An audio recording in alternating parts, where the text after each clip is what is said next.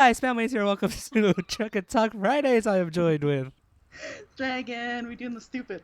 Yeah, we are doing the stupid. Don't worry, I already did an audio test while you were still talking. So I was like, Oh, I'll good. listen. Everything was all fine and dandy. So I was just like, you know what? I'll just start it now. Good. You could have started it during the whole middle rant of my soccer escapades, but I was nah. thinking about it. I honestly was thinking about it. I was like, this could be some really good starting material, even though I know jack shit about soccer. But again, congrats to Canada for winning goal. For winning goal for the women's soccer. Okay, I'm good. And breathe. Um, that basically became my audio test. Thank you, Dragon. Okay. which is which is really good. But no, that's really cool. That's actually really awesome. And oddly enough, that's actually what blowed up like all Twitter this morning. Yes. After I was like, because when you messaged me this morning of like my usual reminders, yeah, she sends me usual reminders to do things and whatnot. Um, she told me like she was like wide awake and still wide awake, and then like was Yeah. it like crazy or something like that? Forgot the positive word in it. Oh, well, I will pull it up Um, here while you drive. No texting and driving, people. Okay, I'm good. Hyper, cause well. Oh, yeah. I was like, hey, morning, I'm very hyper because, well, check on my social. Haha, I wanted to. And then, like, the reminders came after that. Yeah. Yeah, and then so I immediately went to Twitter because if when she means social, usually I was like, all right, I'm going straight to Twitter first. Yeah, I yeah, yeah, literally the yeah. first thing that popped into my feed was your tweet about the women's Canada women's team winning gold, and then Yes. basically the rest of my feed became that for like all that morning. Good. I went to Facebook and like my status is so great. It's like Canada gets gold in women's soccer. They did it. I'm not crying. You're crying. Oh yeah, I saw that shortly thereafter too. I was like, oh. Oh, I'm not gonna go into the history of this shit, but it's a really big moment for my country. Okay, guys, it's huge. Like no, actually, like for something like soccer, well, I would say I was gonna say like actually pre-thing. It's like compared to like the other sports in Olympics, it's like I think soccer would be like one of the bigger ones to like really celebrate for because Yes. it is a team effort compared to an individual effort. Now there's also some of the sports that are like actually really good to see individually, but this one like definitely for like a collaborative thing like Yeah, soccer. one of those events is the decathlon because that's 10 events, 10 track and field events, Mm-hmm. and my God, it's just gee, there's more Canadian history in that. Canada's been making history at the Olympics, okay? And I'm not emotional. You're emotional, but we had our Canadian boy win gold in the decathlon. So just think of that: Really? one man, 10 10 track and field events. events, scored in the top in almost all of those events. I think except for two, where he got maybe second. Um, no, there's two events he got second place, and then the 1500 he got fifth. But he basically it was based down to time. He had to basically race before a certain time Mm-hmm. to to keep his points that he needed, Mm-hmm. and he did that with with 1 second to spare to get the gold Ooh, medal. Like that's it's crazy. there's that's the one individual event that's remarkable to actually watch from start to finish. Like all the events they have to go through, like javelin, discus, pole Mm-hmm. vaulting, high jump, long jump, 1500-meter race. There's so many events. There's 10 Yo, events, guys. I'm 1500 not gonna meter. remember all 10. That's legit the mile.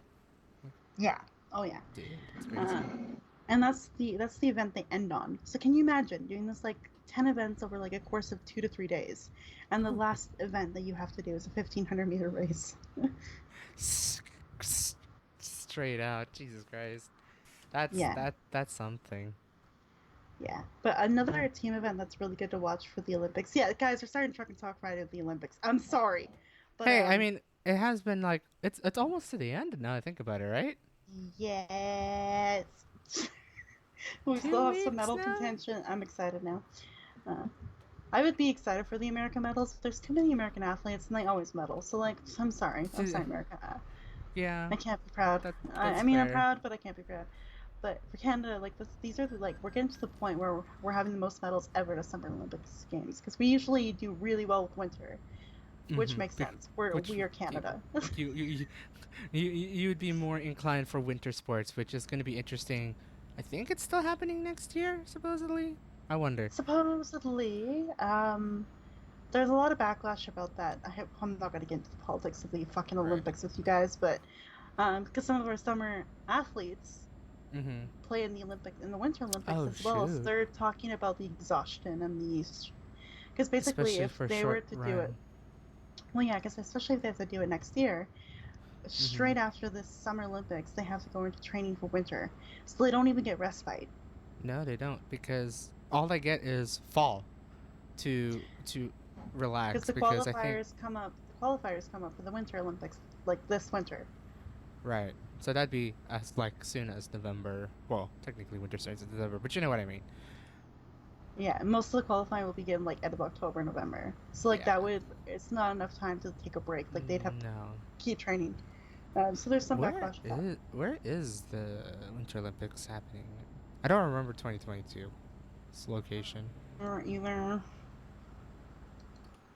Let's look at it. Winter Olympics 2022 is supposed to 22. be. Okay, so Winter Olympics will begin on Friday, February 4th, and will end on February 20th. Well, Solid. that's good to know. It's in Beijing. Oh, right. I forgot they're actually hosting the Olympics twice. This is their second ish time, if not Yeah, it more looks than like that. it'll be hosted in Beijing. That's cool. Huh, that's gonna be interesting, actually. So it's the first time that it'll make history as the first city to host both the Summer and Winter Olympic Games. Mm-hmm. That's That's cool. cool. That is cool. I'm worried about Beijing, about it being in Beijing with what has happened in the past 18 months, though. I think there's going to be a lot of racism, which is bullshit. But anyway, back to Olympics. This current Right. Olympics, these Olympics. Um, if you want to know some other really cool team events to go back and watch highlights for, I recommend rowing. Like the rowing Ooh, is really really cool. Our girls got a medal in rowing. nice. It's all about Canada on this call today, guys. I'm sorry, but the rowing events are really really cool. Um, Rowing events, soccer, volleyball is also really cool to watch, and ping pong is fucking cool at the Olympics. Some of the volleys they have in that match is just insane. Right. There's one I shared on Twitter that I think I showed you when we last called last week, Mm-hmm. where that volley just went, they basically almost went around the table to like keep the ball on the table. Like they were Yeah. going from like not just side to side or back and forth. It was like Mm-hmm. around the table to keep the ball on their side and going. It was just a wild, very fun to watch. And then I like diving. I don't know. Diving, I think, let's see, at least the ones watched when I go out to the kitchen and then to the living room where my parents are watching Olympics. Yeah. The ones I remember seeing most were diving, a lot of diving actually. There was all the other track and field events. There was what is it? I don't know the actual term. Like, I think they're throwing either a disc or something. Oh, discus. Is that what it's called? Legit discus. Okay, yeah. It's from the Greek word disc. Anyway. Yeah, like okay, so something funny like kind of came about cuz I was watching this during dinner and my mom was like watching at the same time and then like my mom had a very keen eye noticing that only the Americans are like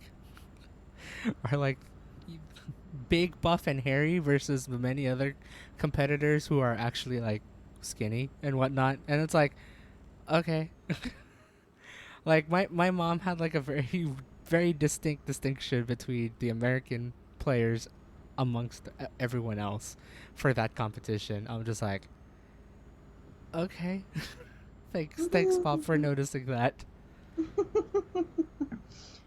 That's okay. Like my sisters in our commentary, like the runners and swimmers, we just like their bodies are so thin, but yet oddly muscular at the same time. Like it's such a Right? weird proportion that it's just like how. But the runners, some of them, like when you watch their interviews, they're so humbling. Like are we? I'm just gonna keep bragging about Canada here for like just a hot 5, 10 more minutes because hi, um, we had a runner in the 1500 meters for men's. It's a Mm-hmm. men's 1500-meter race around the track. He got silver, and Ooh. that's the first time we've ever had a Canadian Olympian, man or woman, actually place in the 1500-meter race. And his Ooh. interview was so cute because he also ran with another Canadian in this race who was like 5 years younger than him. Mm-hmm. And then there's another woman. There's a female competitor for Canada in the 1500-meter final coming up tonight, basically. Mm-hmm. And the interviewer asked him, like, how do you feel like you are paving the way for the younger athletes that are still in the Olympics with you and that have raced even with you today? Like, how do you feel about that? He's like, I'm surprised because at one point I was ready to quit about the same age they were. Oh. And I had to really dive in, and like he just talked about his story. It was just kind of like he was kind of bragging a little bit because he had like broke the Canadian world record at one point, the national Mm-hmm. record, placed in the Canadian Championship, placed in the World Championship. He felt like he had done it all Mm-hmm. at one point, and he's like, maybe I could just stop and get like a normal job instead of these like Oh. contracts to do some running and like maybe go back to school or something. Because he's like, this is not gonna be my whole life. But then his coaches kind of were like, no, you still have potential, but there's still one more thing you need to reach for and do. And that was the Right. Olympics. And they kind of brought him back into it.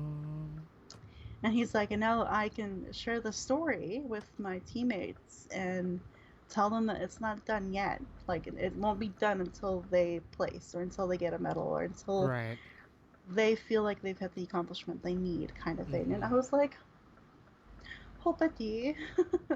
Like, it was just so humbling. Like, some of these interviews have been so humbling of like what they hope that this win has done for their country, kind of thing. Right. Whether it And it's like be something Canada, we're not personally known or for like that. these. Yeah, like Canada's not known for these summer sports. We're known for swimming. We're pretty good at swimming. Mm-hmm. We're good at, we're somewhat good at diving. Although this year that hasn't been too true. Although yay, Jen Frando for winning her bronze in diving. But the rest of the Oh. Olympics, we're not quite known for. Like Mm-hmm. if you think of like gymnastics, it's America. You like hands down, it's America. You think of track and field, you think of sort of like Jamaica, Nigeria, Kenya, some of Mm-hmm. the other kind of countries there. You don't think of Canada.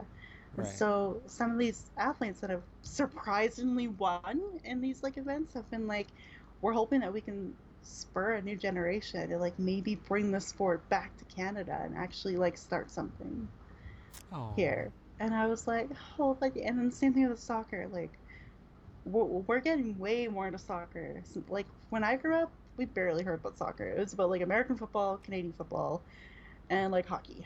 It was just Right. about the three there. That was it.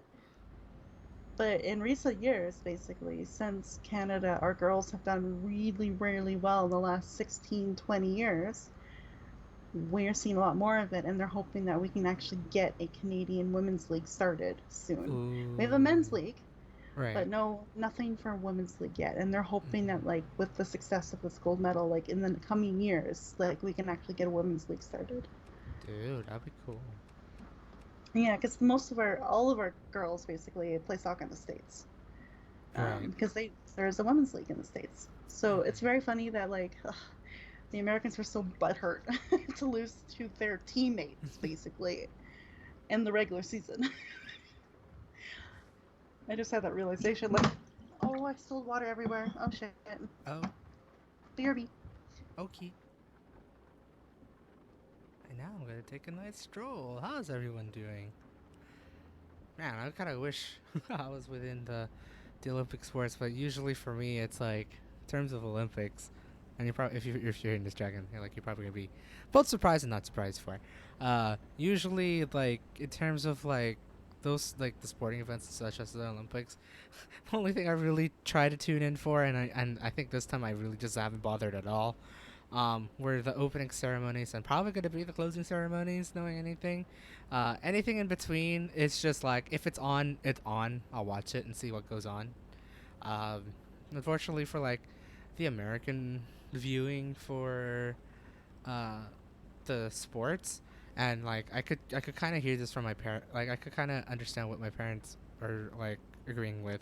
That most of the ones that's shown here in the United States, um, has too much. This is gonna sound weird. Has like too much like what is it like like autobiographies of the contestants basically. Which again I understand and everything. Like if there's like always a message behind it, but it's like at the same time, um, we kind of just want to see what's happening. Want to see all the results. Now, I think would be easier if you go like probably online or something. I wish I knew. I just haven't bothered to look at it to see if you could just watch strictly all this like just the events and just skip like the autobiography and the ads because yeah, here in America it's like what uh half I'd say half events and yeah half events quarter autobiographies and then a quarter of ads because America. Um, so it's like it doesn't like it really pulls you away. It's like okay, we're technically missing the other half of the events of like whatever goes on and whatever we want to root for because while it is America, we are also a very multinational country amongst many other countries as well. So we kind of wanted to see like other events that are probably America's not its strongest suits, but like to see every other event because why not? But I guess that's not really the case for for this one, unless I think if we decided to actually go online for it and then probably look at it, it's gonna be like a lot easier, I'd say. We. Um, but no, yeah, like there's like I have been hearing a lot of pretty amazing Olympic stories from across many countries, including including the United States, including Canada, hell, including the Philippines, especially during the beginning of the events.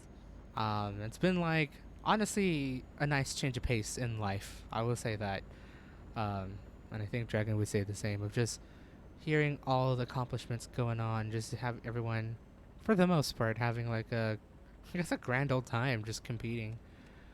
Something they've been training for years, and then for like another year basically because of COVID that stopped basically everything. To come back in full fruition and show that everyone still has a competitive mind, but also a very happy, healthy mind at the same time. I hopefully of just competing and doing this once again because yeah, what happened the past I guess 18 months, yeah. What happened past 14 to 18 months has been quite mind numbing for a lot of us. So, um, I'm hoping something, very at the very end, something does come out good for it. I mean, we've been hearing a lot of good things about it. Hopefully, it still continues on well after the Olympics and hopefully in preparation for winter. Um, ooh, I just realized that ad for Barilla pasta. Just passing through. Hello, we going this way. Hi. Hello. Everything was a disaster. Oh. I spilled water all Oh. over my keyboard, underneath my laptop. Then I dropped everything off my desk. But I Oh. plugged it all in. I've got my laptop sitting on a towel to hopefully dry it before, anything gets damaged. Right. Because Lord knows I can't fucking afford a new computer right now. Right. That sucks. I was really happy about the Olympics. Maybe too happy because this happened. Damn it, cup of water being in your way for the excitement. Goddamn small room, goddamn small desk, goddamn small everything. uh, Oh. and I got water all over me, so I'm also wet.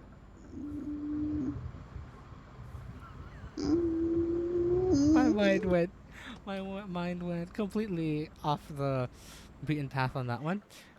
In the gutter? No. No, very oh my.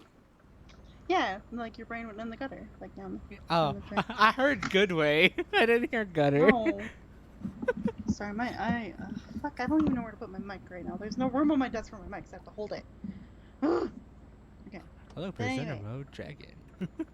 I'm Not even, more like cranky. What the fuck happened, Dragon? Oh. Um, yeah. I don't even remember what I was talking about before. Like everything exploded in my life. Like just talking about like the, I guess the good things of the Olympics, really. Oh Just yeah. seeing people Oh winning yeah. Talk about like medals and how whatnot. the Canadian swimming team plays for America, and yet the Americans are so butthurt they lost to their Canadian Yeah. teammates. um, yeah, it's funny. Now it's gonna be funny when they go to play like soccer, like the next like Uh huh. seasons and a couple years later, and like Concacaf and all that, because like they're gonna be all like friendly teammates for their clubs, and then they're Mhm. gonna go face each other in Concacaf, and it's gonna be like, I'm gonna destroy you. Well, this is awkward, sort of deal. Exactly. Yeah. That's gonna be fun. That's gonna be fun and funny to just like hear what goes on. Hopefully, it's like again good sportsmanship and whatnot in the end though. I like that's what I kind of like talked about, like I think you might, yeah, since you walked away, like I talked about, it's like I'm hoping Mhm. hearing all of the good things that are coming out of Olympics pending, everything that's going Yeah. on with the world, Yeah. it still happens to be a good thing in the end, There's like. so many beautiful moments from this Olympics. One really beautiful moment has nothing to do with Canada, so be proud of me, okay? I'll stop talking about Canada, but one of the more like really just beautiful moments was high jump, actually, like the individual Mhm. high jump event. Mhm. Um, they basically had to do like a sudden death between the two jumpers that were left, basically, because Ooh, they both could jump right. to 2.39 meters. Mhm. Um, but they failed their initial three attempts. Then they did like a sudden death, like three attempts, but they both failed it. So Mhm. then you can see this. Like it was an Italian and an Uganda man. I don't know why I said Uganda. Uganda. Oof. Um, and like the competitors, and they were with the ref, and the ref was like, he was just like, okay, so here's your options. We can do keep going again until someone makes it over, basically, or we can like reset the bar and do like the competition again, but just for you two. Mhm. Or you could share, and like before he could even get share the medal out, the competitor for Uganda just turned to the Italian and was like, we can make history, do you want to share? And they said yes. And then like Oh. the celebration afterward between them, like they hugged each other so much, and they hugged each other so tight, they celebrated, they ran around, got their flags, and they both shared the gold medal. And Oh. that was one of the more beautiful moments. And when it came to the medal ceremony, because it just got even more wholesome at the medal Mhm. ceremony. Because this year, of course, the officials can't put the medals on the athletes. So Right. the athletes have to pick up the medal themselves because of COVID, right? Like the limited Mhm. touch. Right. And so normally athletes would just pick up the medal and put it on themselves. But because the two shared it, they actually put the gold medals on each other and like gave Oh. each other a hug. It was so beautiful. It That's was just like sportsmanship so right there. wholesome. Yeah, and then I had to speak about this Italian athlete even further because after his high jump event, he was still down on the track because he had a fellow countryman. I don't know what words to use here. Basically, someone else from Italy was competing right after, like in the Right. race, in one of the races, and I can't remember what race right now. My brain kind of. I think it was the 200-meter final, Mhm. and he stayed down on the track and waited for his uh, fellow athlete to finish the race, and then like Mhm. ran up to him and celebrated with his fourth place finish. Oh. I was like, this guy, like, who is he? We need more It's like people like you. I like him so much. It was so many like little wholesome moments like that throughout the Olympics that are just so great to see, especially with the Mhm. shit year and a half, almost 2 years we've been through with this. Right. And like I kind of just like told that, like talked about it when you were muted, of like I'm hoping all the good things still continue on well after the Olympics and in preparation for winter. Um, Yeah, because God knows we need another negative thing to come around amongst all the shit that's even going on now. yeah, We need something that's just to lift up our hearts. And sure, there's been debates about having whether or not of having the Olympics right now was a good thing, but I think at this time it feels like they've worked hard and they've Hmm. worked even extra hard, well past Yeah. the 14 to 18 months they had to wait. Well, Yeah. Well, technically plus a like year, but yeah. a lot of these athletes throughout the world, like in some of their interviews, they're saying like, how did you prepare for the Olympics? You know, like during or like before it got Mm-hmm. delayed and then after it got delayed because like, if you think about it, COVID shut down everything. Mm-hmm. So where were these athletes supposed to train? Right, and it's And like they there's gotta keep some, going. They can't stop. yeah, they can't stop the training. They cannot, because that means, like they'll lose that muscle memory, that mass. There's so much Mm-hmm. science behind it. One athlete went into a lot of detail on it, and I was like, okay, bro. Us regular Uh, folk don't know what that means, but thank you for sharing. God, Uh, there's a degree for that, and I forgot what it's called. Like, there's actually a degree for understanding for the athletes and bodies, like athletic, like it's probably yeah. physical something, physical whatever. But All I know it was a major in the university that I went to, like yeah, the U it of was a A science has. major for Yeah, it. U of A has that too as well, Mm-hmm. up here in Alberta. But so I remember one interview from a swimmer, because like again, lane swimming, right? Like Mm-hmm. whatever, like 100-meter, 200-meter relays, all that kind of stuff. They were saying that they literally had to train in their neighbor's backyard, like in their Mm-hmm. pool. In their And pool. if Oh, you think about like jeez. people's pools, they're not shaped like an Olympic-sized pool. No, they're not.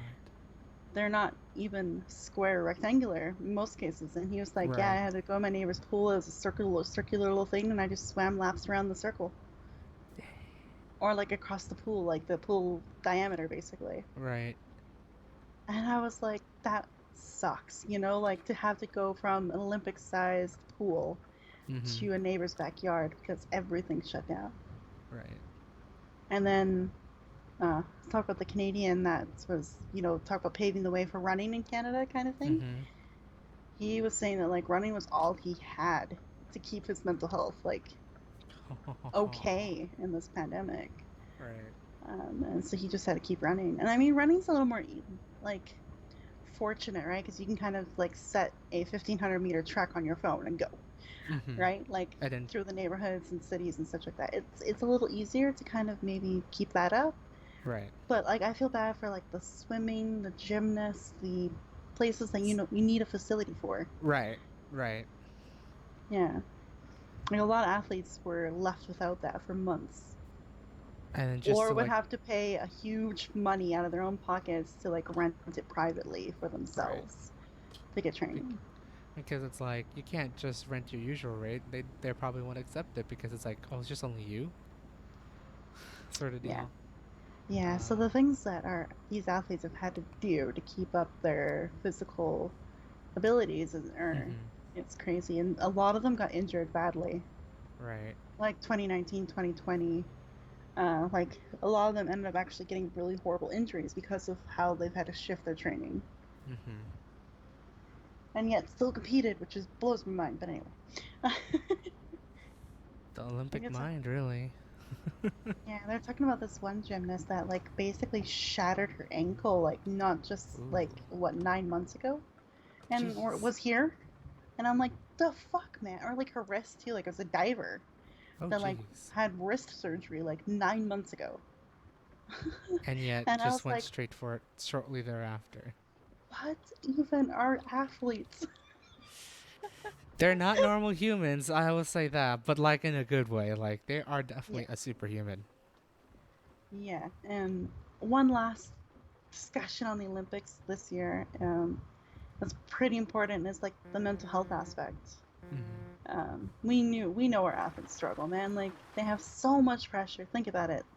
Their own personal like um, pressure they put on themselves to Right. like do well and score well, but then there's also the pressure of their coaches, their teammates, their families, their friends, and a whole country. Yep.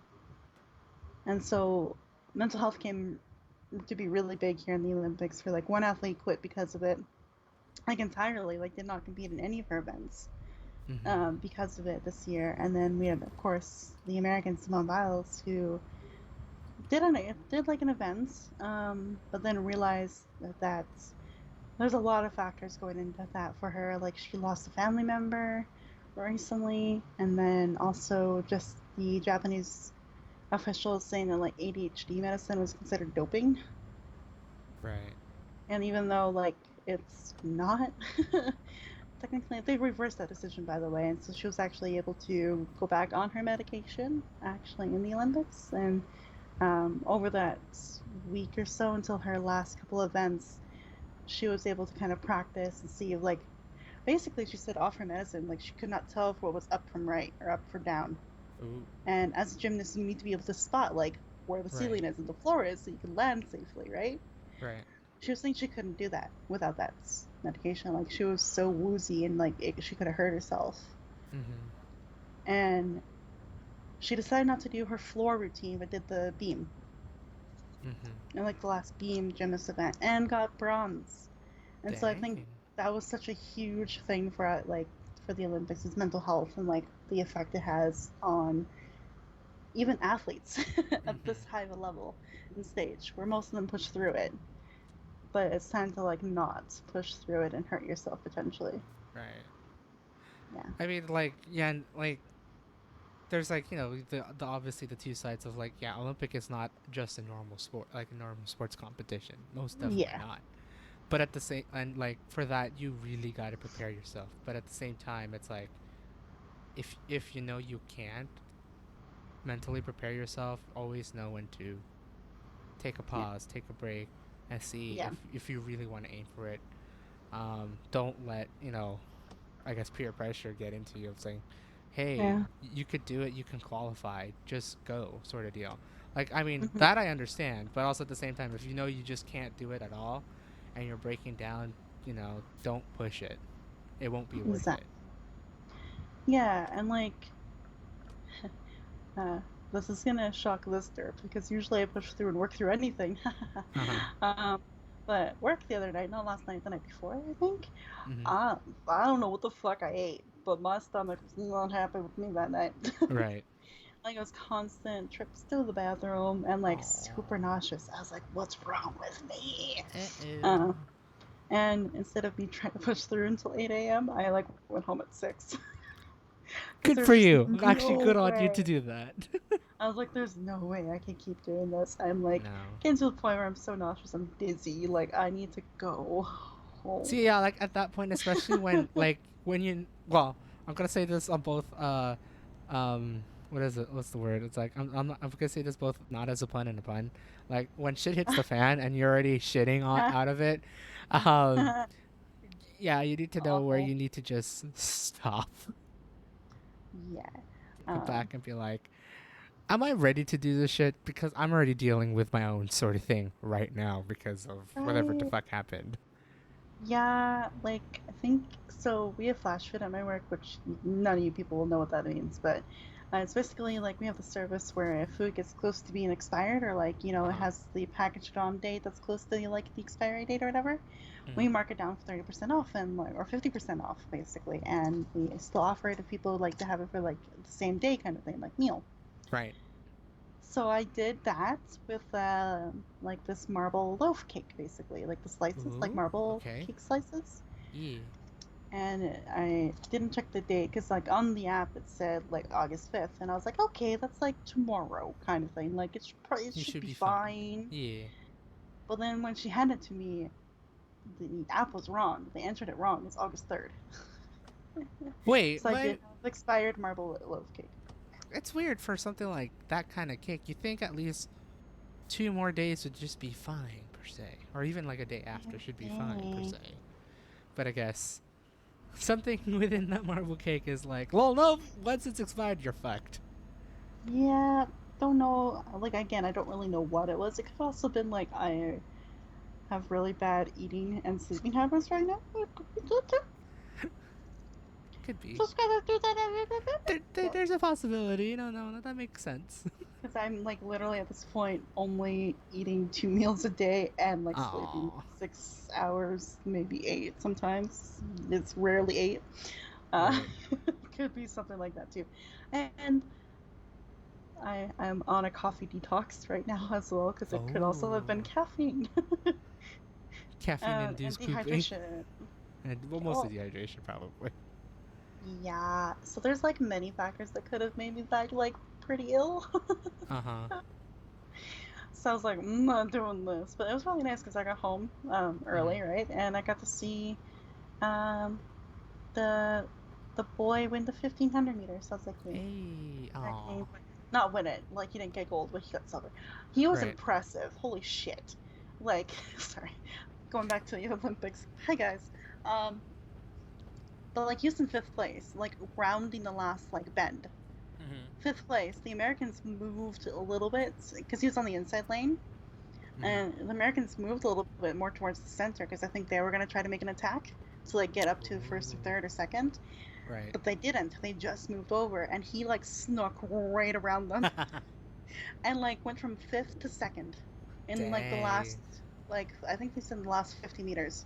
Mm-hmm. Ooh, so that like that is short. Yeah, That's pretty short. Just being yeah, like, oh wait, an actual opening? Fuck it. Use all my strength and just go for it. That's really good. yeah. It was really cool. But yeah, so like even like me, I mean, she's American, but I mean Simone Biles has been like a pretty big, huge face for a lot of advocacy for Olympian athletes and just athletes in general Mm-hmm. because like she went through sexual assault stuff with Ooh. like a coach back a while ago, and so Oh like boy. for the fact that she stood up and stand up for that was like really impressive. She's also a woman of color, which is again, I mean, it shouldn't matter, but it is also impressive because most of them don't get the same opportunities. Right. And then now she did this for mental health. Like she's a remarkable like woman. Like I just have so much respect for her. Like with what she's been through, basically. Mm-hmm. She's definitely setting new standards for everyone. Don't die. I'm trying not to. That just kind of, you just caught a whiff of air right there. um, yeah. So I think like that. This is the last like pole I'm gonna stand on. Is like I'm really happy that mental health played a huge like role in this Olympics Mm-hmm. and like really brought it to the light because most of the time we just think of the excellency in our athletes. We don't think Right. about the other stuff going around in their lives. And Right. yeah, I gotta admit, I'm really impressed with the Olympic Committee. There's an athlete that was being investigated for doping, which I mean, that's a whole other thing. Well, that's I'm not going down that road. But I'm because normally they just plow through that investigation no matter what is happening in Mm-hmm. like the athlete's life. But the athlete lost a family member very recently, Oh. like during the Olympics, and Mm-hmm. they decided to halt the investigation because of what she's going through right now. And I was like, hey, Right. look at that mental health. So then the Olympic Committee listened to Biles, and now it's like actually respecting that distance that's needed right now, which is impressive. Normally they don't fucking give a shit. They're like doping, Right. going through it now. We're gonna question everything you do. Your coaches, look at your meals, go through your packs, go through everything. But they decided to Right. halt that investigation to like she takes that time that she needs because yeah, I think she lost her mom or something like someone really close to her. Right. Um, so it's really good that the committee is actually honoring mental health after like this big stand from Biles and the other athlete. Mm-hmm. Just actually taken care of, even like, even if it seems suspicious, there's like, there's a there could be a reason or like something, and then yeah, just being respectful about it. Mm-hmm. Because the last thing you need to do is being interrogated for a very heated event because of an emotional trauma, really. Mm-hmm. Woo. Yeah. Gotta love good old 40 minutes talking about Olympics and whatnot, and I'm just the fun things. sorry. If Canada would have gone silver today, it would have been a lot less longer of a chat. But they got gold. Which needs to be talked about. Hey, don't worry. Actually, That's understandable. just one last fun fact for today. Canada got three medals today, and it was bronze, silver, gold. Fun Hey, fact: we got one of each color today. We are at 22 medals. I'm a happy girl over here. hey, that's pretty good. I get like, For a I country think that's not it. known for summer, it's really good. Yeah. Ooh. And like if you um, think about it, if you do it by like ratio of population or the team effort and whatnot, I'm pretty sure mhm. you probably have it more better spread out versus like many other countries, including us. Yeah, I mean, Last time I saw the American medal count was like 94 medals, and I'm like, that's because they bring like 500 like 500 fucking Olympians. Yeah. Compared to like how do you know how many in the for a Canada team Let me go check. overall? Olympic team 2020 number. 500. Yeah, that sounds about right for America. I don't know if it's 500. I'm exaggerating. Okay. Um. It honestly sounds true. That sounds about right for the past few Olympics and probably this one too. So Canada has 370 athletes. Wow, Wow. we had more women than men this Olympics. Nice. It's fucking amazing. I just realized that. And then USA. Why? Can you please just math? Don't Go make me for it. math. Um. So the 2020 team features 193. What? No, I stop this, you dumbasses. Please Google 600. Oh wow. So yeah, 500, 600 athletes, 600 athletes, Dang. and the Yeah, and that sounds about right for America. They usually send out like a bunch because yeah.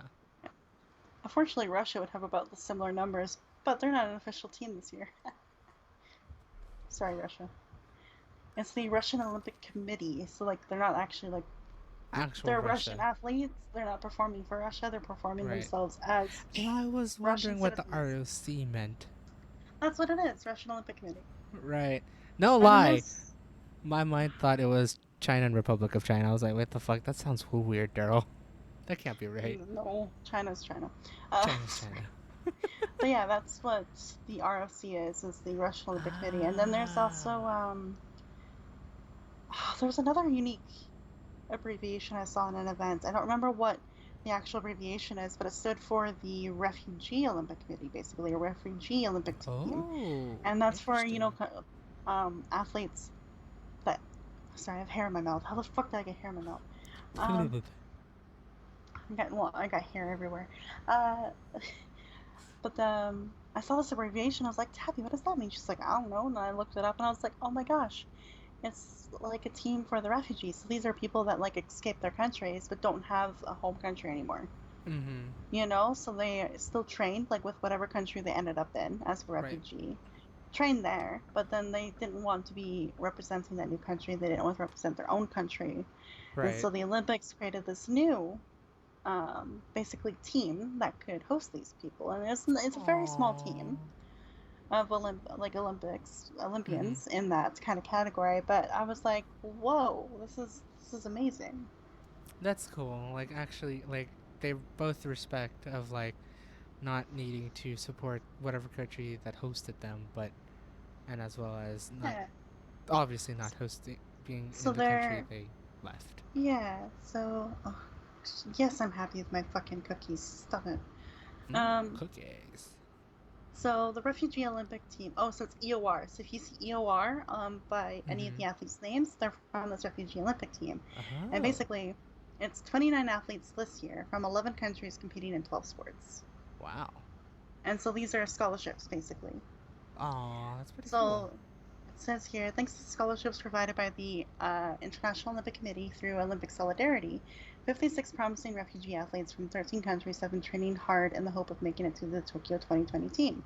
The 56 refugee athlete scholarship holders come from 21 host countries: Australia, Austria, Belgium, Brazil, Canada. Okay. Sorry, Croatia, Egypt, France, Germany, Israel, Jordan, Kenya, Luxembourg, Portugal, the Netherlands, New Zealand, Trinidad, Tobago, Turkey, Sweden, Switzerland, and the United Kingdom. Right. Basically. And they participated in 12 sports this year: athletics, badminton, boxing, canoeing, cycling, judo, karate, taekwondo, Oh. sport of shooting, which is such a weird phrase for just shooting, but anyway, swimming, weightlifting, and wrestling. So this is like a committee that scholarships basically were created for. Mm-hmm. And That's cool. so, yeah, I think that's a very special thing that the Olympics have done. That's like yeah, at least giving them a recognition if they don't want to be recognized by their host or their escaped country. I can't think of a better word for that one. Their home country, really. Yeah, so the reason the abbreviation is EOR instead of, like ROT. It's because it's for the French name, because the first modern Olympics was created from a French guy. So French is a huge part of the Of course. naming acronyms in the Olympics. Mm-hmm. So the team is actually Équipe. Oh god, my French is gonna be so bad right here, but it's like Équipe Olympique des Réfugiés. Oh, Yeah, I just thought that was remarkable. I just wanted to share that fun fact with you guys. Like that's cool. No, that's really cool. that the Olympics offered scholarships to these 56 athletes and let them Mm-hmm. compete in world championships and like other parts of like other specific competitions Mm-hmm. for them to qualify to come to the Olympics, which is amazing. Oh, So there's a lot of good things, man, with the Olympics. There's also a lot of bad things, but we don't need to go down that road. It's no. about positivity and wholesomeness right now. And it's something that we definitely need for the shit that we've encountered for the past 15 to 18 months. Oh boy, yes, and continue to face. I mean, what? I mean, yeah, like, and yeah, continually facing. Can I start with something else other than Olympics? As I, Go for it. uh, my work might be going on strike. Oh boy. It's actually coming to the Oh. point where we're going to a strike vote. Yeah. Ooh, that's gonna be interesting. Yep. I can't recall if you actually talked it at Trucker Talk or you just only talked it to me. Can't remember. Only you, because like last week we Mm-hmm. went on another random tangent about something probably, or last time I was here. Sorry, I should say. I was not here. Or no, we were here. You were Fine. here last week. Yeah, you were here last week. So, oh no, I did talk about it because I was trying not to use my company name Ah, yeah. Oh, yeah. Okay, okay. So we did talk about it, or my right? store Now I name. recall. Yep. Yeah, I got email today when I woke up from my nap. Basically, it wasn't a full sleep; it was a nap. Hi, lack of sleep is a thing, guys. Oh. But I got email with an update, and all it says is my store. I'm not gonna give you the name of it. Strike vote's coming. Oh boy. Yes, so um yeah, there was basically a lot's happened Right. at my work that has to do with full-time employees. They were like the union basically forced them to hire like 30 new full-time employee positions across the country, which is, if you think about it, across the country, that's very little full-time Right. That. opportunities at my place. Or no, I guess no. Sorry, this is for Alberta. Yeah, because this is Edmonton, Calgary, Lethbridge, Fort McMurray, Brooks, Red Deer. Yeah, so this is Alberta. So 30 new full-time positions were offered, and then now they're refusing to renew it. Then part-time That's stuff how it too. goes. There's a lot of part-time things too. But you're in this Uh, boat. yes, because I can. The only way I can be full-time is if I become a supervisor or manager, and I'm not that Lol, dedicated to no. this company. Uh, but the settlement that they offered was not enough to basically overcome the wages that they were proposing, like the wage increases and like hours. It was Mm-hmm. just not enough to cover what they were asking for, so they were unhappy with that. Ooh. Uh, and the head, like the president of this union, I think it's president, I don't know.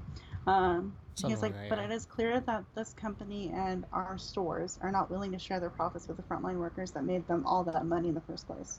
Ooh. Yeah. I'm glad you guys So, have a union, actually. yeah, right. Cause So God. the let's see here. I'm trying to read through this email quickly here, but basically they're going to be back at the bargaining table from end of August, August 23rd to 25th, and they want us to enjoy, to like speak our frustrations. Um, but also we have to be prepared that any of these meetings can happen at any time between now and then because they are actively trying to, get change. Right. And it looks like we are going to have some union peoples coming to our stores in the next couple weeks Interesting. to. Oh, yeah, so members of the negotiation committee will be back in your stores next week with a strike survey for members to take Ooh.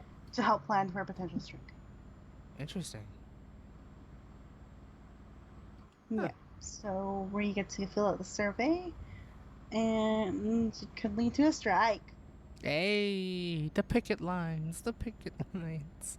I almost said the picket fence until I realized, wait, that's just a fence for to split up yards in a suburban neighborhood. Anyways, I Yeah, don't know where that came yeah, about, but it did. that happened. Yep. So that's just the latest update there. It looks In like your work. they're pretty they're pretty adamant that they're most likely going to lead to strike because Mm-hmm. the company's not listening. Yeah, no, They're that not that's willing not to bend. right. Because I think I shared the stat last week, right? They made over $880 million in profit last year, and this Mm-hmm. is just our store that's part of the company. So like our company has lots of stores and lots of different Right. franchises. This is one franchise that gave them that much money and that much profit. And yet they want to cut. Yeah, You guys are eating in my profits. What profits? right. You have profits. Yeah, there's a lot of anger and frustration at my work. That's honestly understandable for something just being like Uh-huh. you're Oh, working so hard especially to make that money. yeah, especially because to get our benefits, we have to work a minimum of 10 hours a week Mm-hmm. to receive benefits. Um, one of our one of my older colleagues, she's down to 8 hours next week Oh, jeez. because she's restricted, and she really does not want to go to any time hours because Mm-hmm. she's older, like she's up there in age, and Mm-hmm. she doesn't want to have to go through that physically, but she might have to in order to keep her benefits because her husband doesn't get benefits at his work. Oh So no. it's really up to her to keep them. Mm-hmm. But if she goes to anytime employees, anytime she has higher seniority, and that would bring down my hours. Oh no. Like where Oh. it's that kind of thing. She's like, I would feel so bad to do it, but I have to keep my benefits. You don't understand. I was like, no, I understand completely. Yeah, no, no, no. That makes sense, especially It for supporting just, someone else. It's just, yeah. yeah, and she's got kids too. So like, it's for her whole family, and I'm just me. you know. Right. I mean, I won't go down to less than 10 hours a week because I'm still anytime. I will still probably get maybe 20 hours, hopefully. Mm-hmm. But it's like she's actually in that debate where like I put myself through physical hell to keep my benefits, or just accept that I don't have benefits. Which is just gonna suck overall, cause yeah, So that's where we're at in my work. That's work this week. I'm not gonna go through that's the nitty gritty of the actual picking process because that's been easy. Uh, but um, that's the whole like the attitude of my workplace has gone so downhill. because of corporate. Yeah. That I mean, again, that's very understandable, especially when they're saying shit like that. It's like, yeah, you guys work hard. We're gonna cut you because I guess you're not working hard enough. So bye. Yeah, and Take it or yet leave they want it. to cut hours and to make us, and then want us to work harder in the hours that we're getting cut for. Work at the same pace because we know you brought us money. However, I think we could do it with less money, so we can rake in that money for whatever Yeah. reason or another. This was a random aside. You know the brand No Name, like the No Name brand Mm-hmm. up here, our Mm-hmm. lovely yellow and black label. Fucking weird. Yeah. They made their own beer, Oh so no. now you can get No Name beer, and I don't know how you feel about that. It sounds worse than generic beer Right? Like, in weird ways. yeah, part of me's like, I would have a can of it to try it, but it's not worth getting a 24 pack. It only comes in 24 pack. I think so, 12 or 24. Yikes. That's too much. Yeah, I'm not that much of a drinker. If it came like in a tall boy, maybe that's it. Just try that tall boy out, and then when in doubt, Yeah, all right, it goes down. But like a 12 pack, it's like, who the fuck do I give this to? exactly. Because if you give could you imagine showing up to someone's house and be like, "Hi, I got you some drinks," and you pull out this big yellow box that has like a No Name on it? I was like, what is this? I love you so much. I got you cheap No Name branded beer. Here you go. That's what I call it. Oof. All right. That's just random. So yeah, work sucks. That's Uh, that's the end of that story. Because corporate. Cause corporate. Meanwhile, I'm gonna get into corporate in about a month, actually. But your company is way different, in a way different position. That's fair. That's actually fair. Like it's a startup that wants to become not so much a startup anymore, right? I think so. That's still what I'm get. That's what I still get when I just like research their thing. Like they want to be more than just a startup. they want to expand to bigger pastures. And that's kind of global, isn't it? Like your new place, like it's It kind of globally is. spread out already. So like it's definitely like in the works of expanding. Oh yeah, it's like it's a wonder once I start working here in the next month, like to hear like what's their vision in terms of expanding in terms of like either bringing on a bigger workforce for your potential new customers or whatever, because it'll be like just be interesting to hear. Mhm. Um, but yeah, in the midst of doing that, I guess I could go with my one big update that I got going around right now. Wee-hee. Um, it is now confirmed I will be moving to San Francisco in about 2.5 weeks. I Technically, kind of have 2 weeks ish. Yeah, actually, now thinking about it, looking at the date, looking at the time, yeah, no, I will be moving on the week of the 22nd. Ooh, I'm really good at doing these turns. Yeah, no, I'm gonna be moving starting at the week of the 22nd. All of that's been confirmed. I've already put down my security deposit and my monthly, so it's all there. It's all gonna be ready. I just now have to wait for a couple text messages or like messages from the landlord themselves. Apparently, when my parents and I visited the place, so we ended up actually visiting the place on Mm. Wednesday to drop off the big check, as one may put it, Mhm. to give to, I guess, from there from the realtor, and then the realtor was going to visit the landlord to give it from there. Um, when we got to the place, I guess I guess the landlord was like like really surprised. Or I don't know what was the case, but when we came into the property again, I guess they're just cleaning up and remodeling it one more time. So giving a fresh coat of paint and all that stuff for the place just for me, which is interesting. Which is like a nice gesture. So it's like everything's like now will be like clean and updated. Even though it already is the first time around, like going there the last time was like, oh, this looks pretty good. But I guess the landlord really wants to like give me the first impression, like make a first impression for me and Mm. just like really clean it up, give it like a nice spiffy spot shape. I guess I don't know what the words I'm thinking of right now, but definitely they Basically, made it make clean. it look like showcase ready. Yeah, that's actually Yeah. that's a better term. Like making it like truly ready for me. So that's nice of them. I guess also what I learned was that the landlord, or I guess the whole family, or husband, I don't know specifically right now, is a Mm. contractor. So they do this for a living, and I guess they Ah, really just wanted to do it, and they did it for me, which is pretty cool. sweet. Yeah. So. Yeah, no, like we came into the property and it smelled like paint. So it's like, Mm. ooh, this is really fresh. Um, yeah, like I guess just getting it ready, cleaned up, and then yeah, all of that is confirmed. I'll be moving around that time, so expect at least, excluding this one, 2 more weeks of Chuck and Chuck, and then I'll take a bit of a break because I don't know how hard or easy it's gonna be to have internet ready by the next Chuck and Talk. So I'm pretty much gonna try to take it easy for at least a week, and then try to stream again the week before I start working, and then from there we'll figure out the sort of modified schedule that I'll be doing as I start working in September, which is crazy because it's already 6 days past August, 6 days into Yeah. August, which is insane. Um, so yeah, all of that's gonna be ready, and right now, I haven't packed up anything yet. Still got 2 weeks, but right now we're shopping for some furniture and such to bring over to the new place, as well as appliances and whatnot, because that place only has a fridge and a sink for the kitchen. So we're just trying to gather up as whatever kind of appliances that I could bring for cooking, reheating food, and everything for the kitchen, as well as desks, chairs, and tables for like the kind of small living room and my bedroom. And I guess from the looks of it, I don't know how I managed to have my parents agree to this, but they did.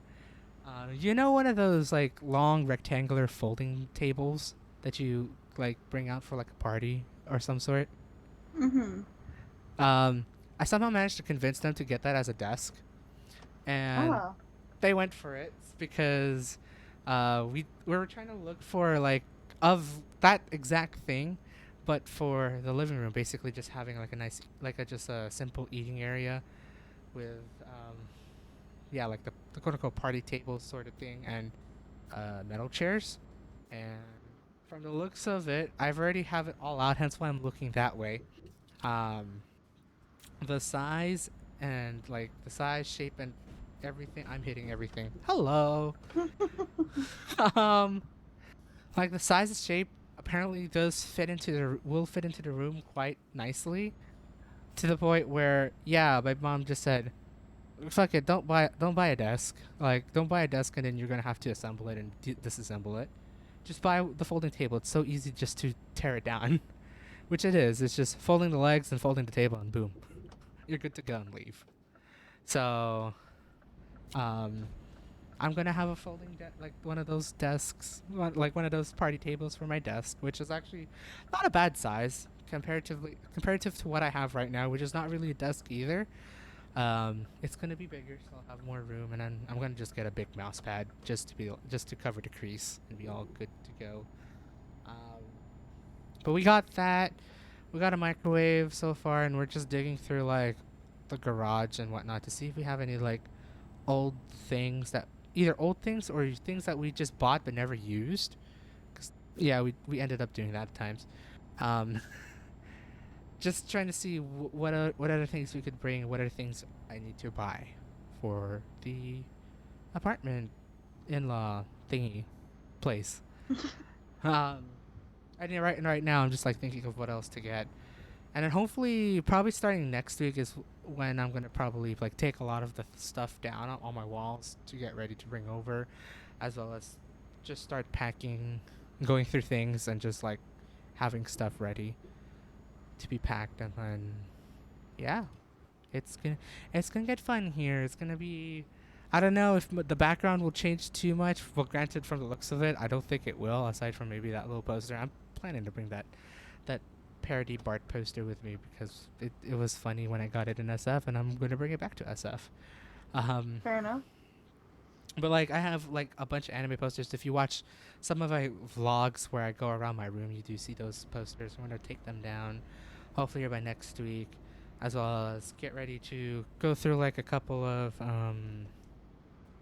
storage bins that I got. I'm gonna try to like empty them out and then repack them with things that I am planning to bring. Because some of these are like things that I have like, what the fuck? Why is this here? Sort of deal.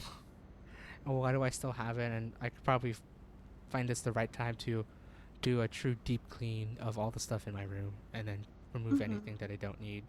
Because I know for the fact that um, if it all comes into fruition, by the time I'd be like probably working for like a year or so in SF or longer, my parents will hopefully would have sold the house by then. So I think this would be the right time to just go through all the things that I have in this room, because the good majority of things that I have that I know that I like um have mementos with is just in my room, so I don't have to go anywhere further than that to see things. So this will be a great time to just go through and figure out what I want to bring with me and what could be just thrown away at that point. Because yeah, I haven't done it in like ever since I guess moved back here during university, and I just had no intention to go through it until now, which oddly makes sense because it's a lot of shit. I don't want to bring all this shit to the new place per se, so I'm gonna finally filter through this shit.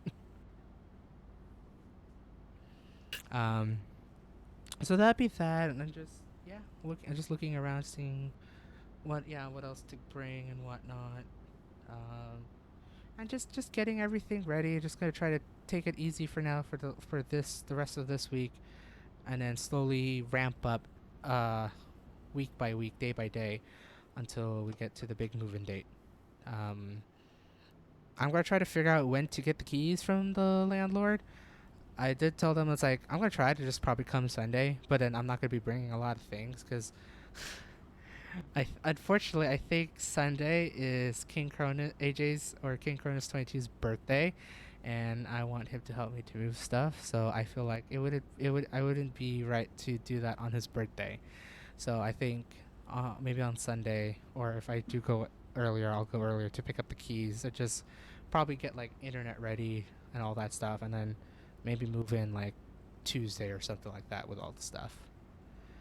Cause I'm gonna be utilizing my friends to help me with the move because parents be old. I really don't want to have them lug around a whole bunch of things with me to SF. So I don't think I'll have a problem getting my friends to help me out. And if for one reason or another they are busy to do things, I think my mom will is willing to find a couple of their friends to help us out to move. So That's good. A lot to coordinate and do before the big move. oh yeah, it'll be a fun time to coordinate all this. And I also got to Yes. figure out when to rent out a rental van to move stuff. I think about Oh boy, it sounds like after this stream, I'm gonna be sitting here and helping you prioritize a little bit. it. Yeah, probably. I like for those who either Yes. watching this as a VOD or live stream for those hi, Yeah. if you have have moved before and used the rental company, especially during these times right now, comment down below or something. Tell me when should I get a rental van because I obviously don't want to pay a rental van per day when I'm not using it because it wouldn't make sense. But at the same time, I don't know the demand and supply for rental vans at the moment You because should of be able to place a hold on it for the dates that you're moving. okay. I would look into that. We could talk about this, bro. I'm someone that has packed up and moved her whole entire life across a fucking ocean in 5 days. I got you. And then around the city 4 times, three Yes, times. yes, yes, that too. I've moved a lot, man. I got you. Yeah. Yeah, I wasn't I so will. sure. I haven't really looked into it yet. He will be So okay. Stream fam, YouTube fam. I got him. you got me. I do. Cause yeah, I literally last year March 22nd, I decided to move back home on the 17th, 16th, the week before, and boom, packed up my whole life while working full time. Um, and to move back to Canada and the UK. So I mean, I've got tips and tricks for this boy. Plus, I have a whole podcast episode on it. You do. You Self do. promotion. That's true. Daryl, go listen to that. There you go. I will. Okay, I'll definitely give it a listen to y'all dragons Actually, I'm doing. probably just gonna reiterate that entire podcast to you after this call now. But anyway. Honestly, that works too. But yeah, if you go back to the earlier days, I did an episode about moving and stuff. So there's still some things I'm kicking myself that I didn't bring up, but maybe I'll do a part two. Who knows? Ooh. But yeah, lots of moving hacks in that video. Mm-hmm. It's good because it kind of tells you how to break down, like, if you're moving just your room, like how to start packing up your room, to like if you're doing a whole house, like where you should start and focus on, versus what should be last minute kind of thing. There's a lot of advice in that episode that's really good. Mm-hmm. Okay. We'll definitely take a gander and or listen to you right after the call. Unless Definitely. you want me to do a whole like reiteration of that right now. Content is That'll just be it. content. Content is content. Even if it's worth iterating, it's worth reiterating, right? Yeah, because like the art of moving. I'm not going to do this in the podcast format. Fuck that nonsense. I'm going for like informal as fuck here, but you have like a deadline for when you want your house packed or when you want your room packed up. Not house because you're not moving your entire house, but you got a deadline for when you want to move all your shit, which is nice. So now you can start spacing out each thing, like each area, like every couple days. Like maybe Mm-hmm. 2 days you'll spend working on like your closet and going through that and kind of decluttering it, choosing what to keep, what to get rid of, what to sell, what to donate, all that kind of stuff. Mm-hmm. You can start with your closet for a couple days and get that fully organized and such, and then whatever you don't need that you're going to bring with you, you can pack up right away. Mm. Put it in a box, put it somewhere in like a storage container, do it, pack it up, so it's like you're gonna end up with a wall like in your room full of boxes. Oh, I bet. at this point.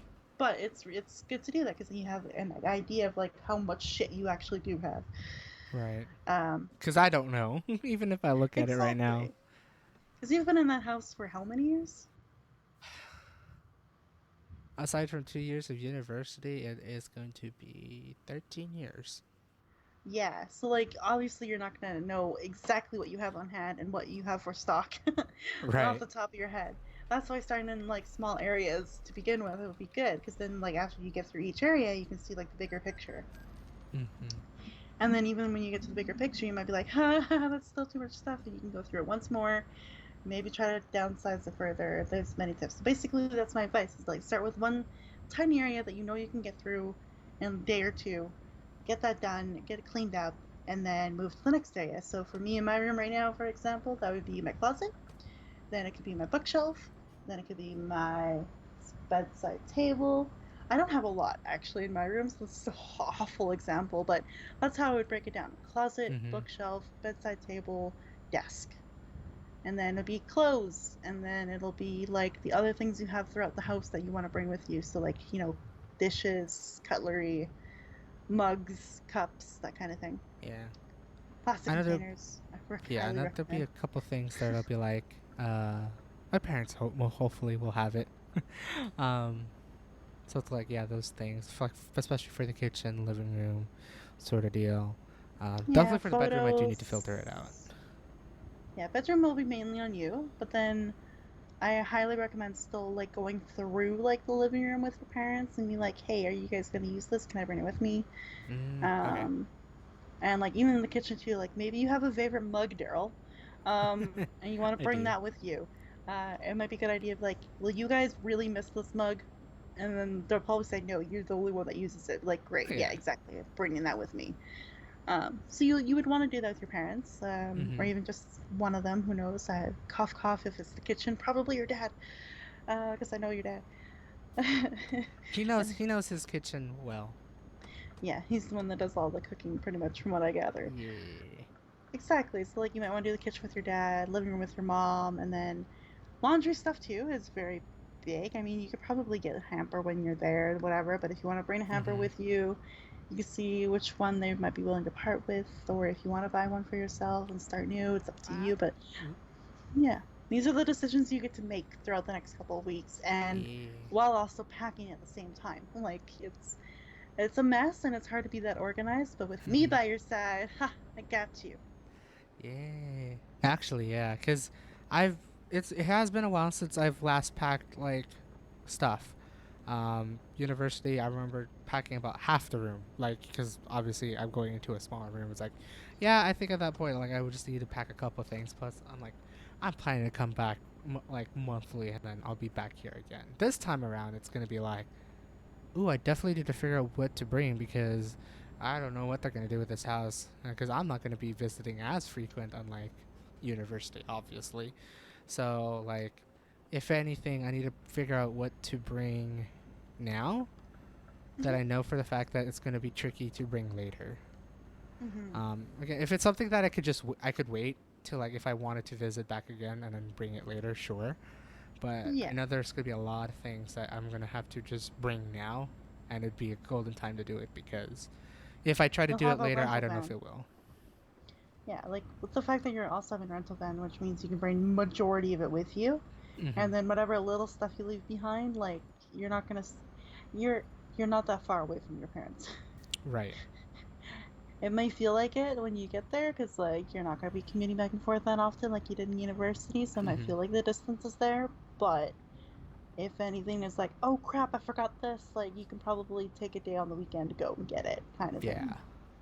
Yeah. Pretty much. Yeah, and it's gonna. I'm still trying to picture it, and I think I do have to wait until it actually happens.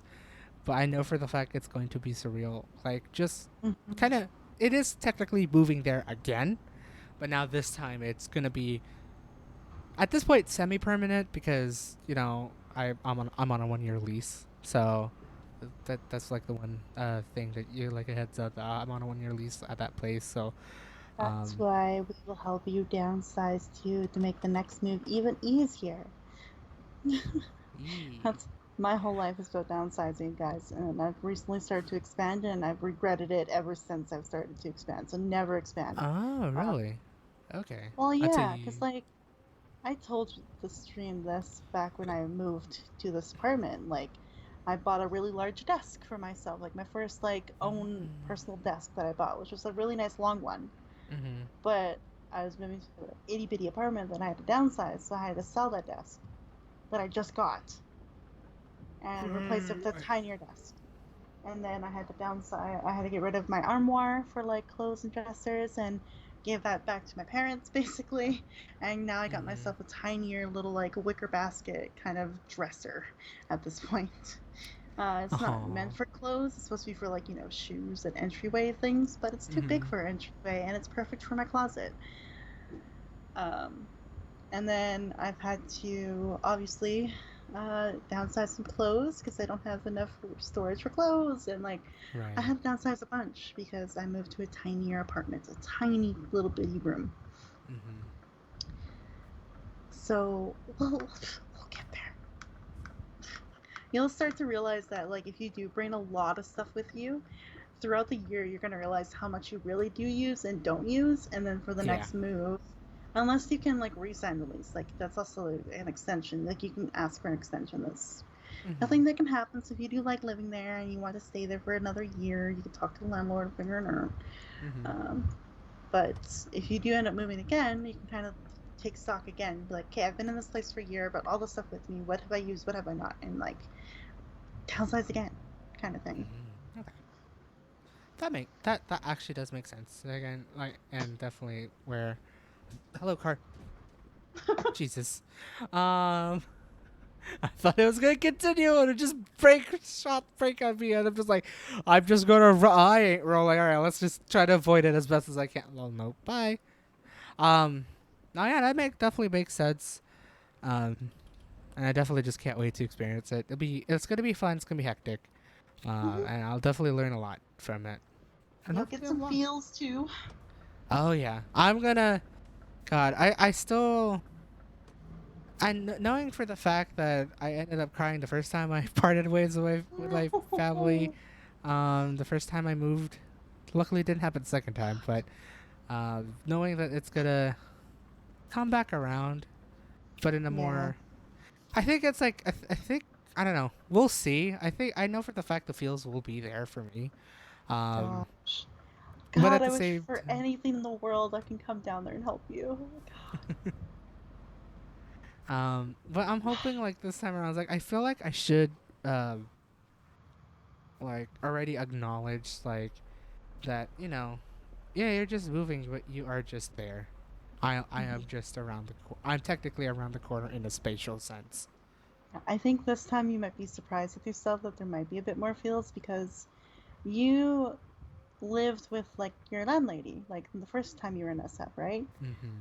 Like you guys kind of shared that. I mean, you're it's similar situation-ish, I think, kind of, but not really. Like you kind of be on your own, but That's the landlord true. lives nearby you. But I Mm-hmm. think you're gonna be in a sense more alone this time. I'm gonna So I be more think the independent feels are this gonna time hit there, and around. then maybe won't hit maybe on moving day, but I think maybe after a day or two it might, If you're like, fuck, I'm alone, and like, because yeah, you don't have that's. roommates. Like you ignored my advice on roommates, so you're gonna be on your own, and I think that's where the Mm-hmm. feels will hit more than anything. Mm-hmm. I'm I'm just not peeling. I'm not salty that he ignored my advice on going into like shared housing. No. It's like no, not no, never salty, right? No. But I also get why he wants to be on his own. I'm such a such a loner boy. Wow, Daryl. Wow. You really aren't though. I really, You good. I'm Gucci. Um, but Yeah. no, it's gonna be, yeah, no, I can't wait to like experience it really. Mhm.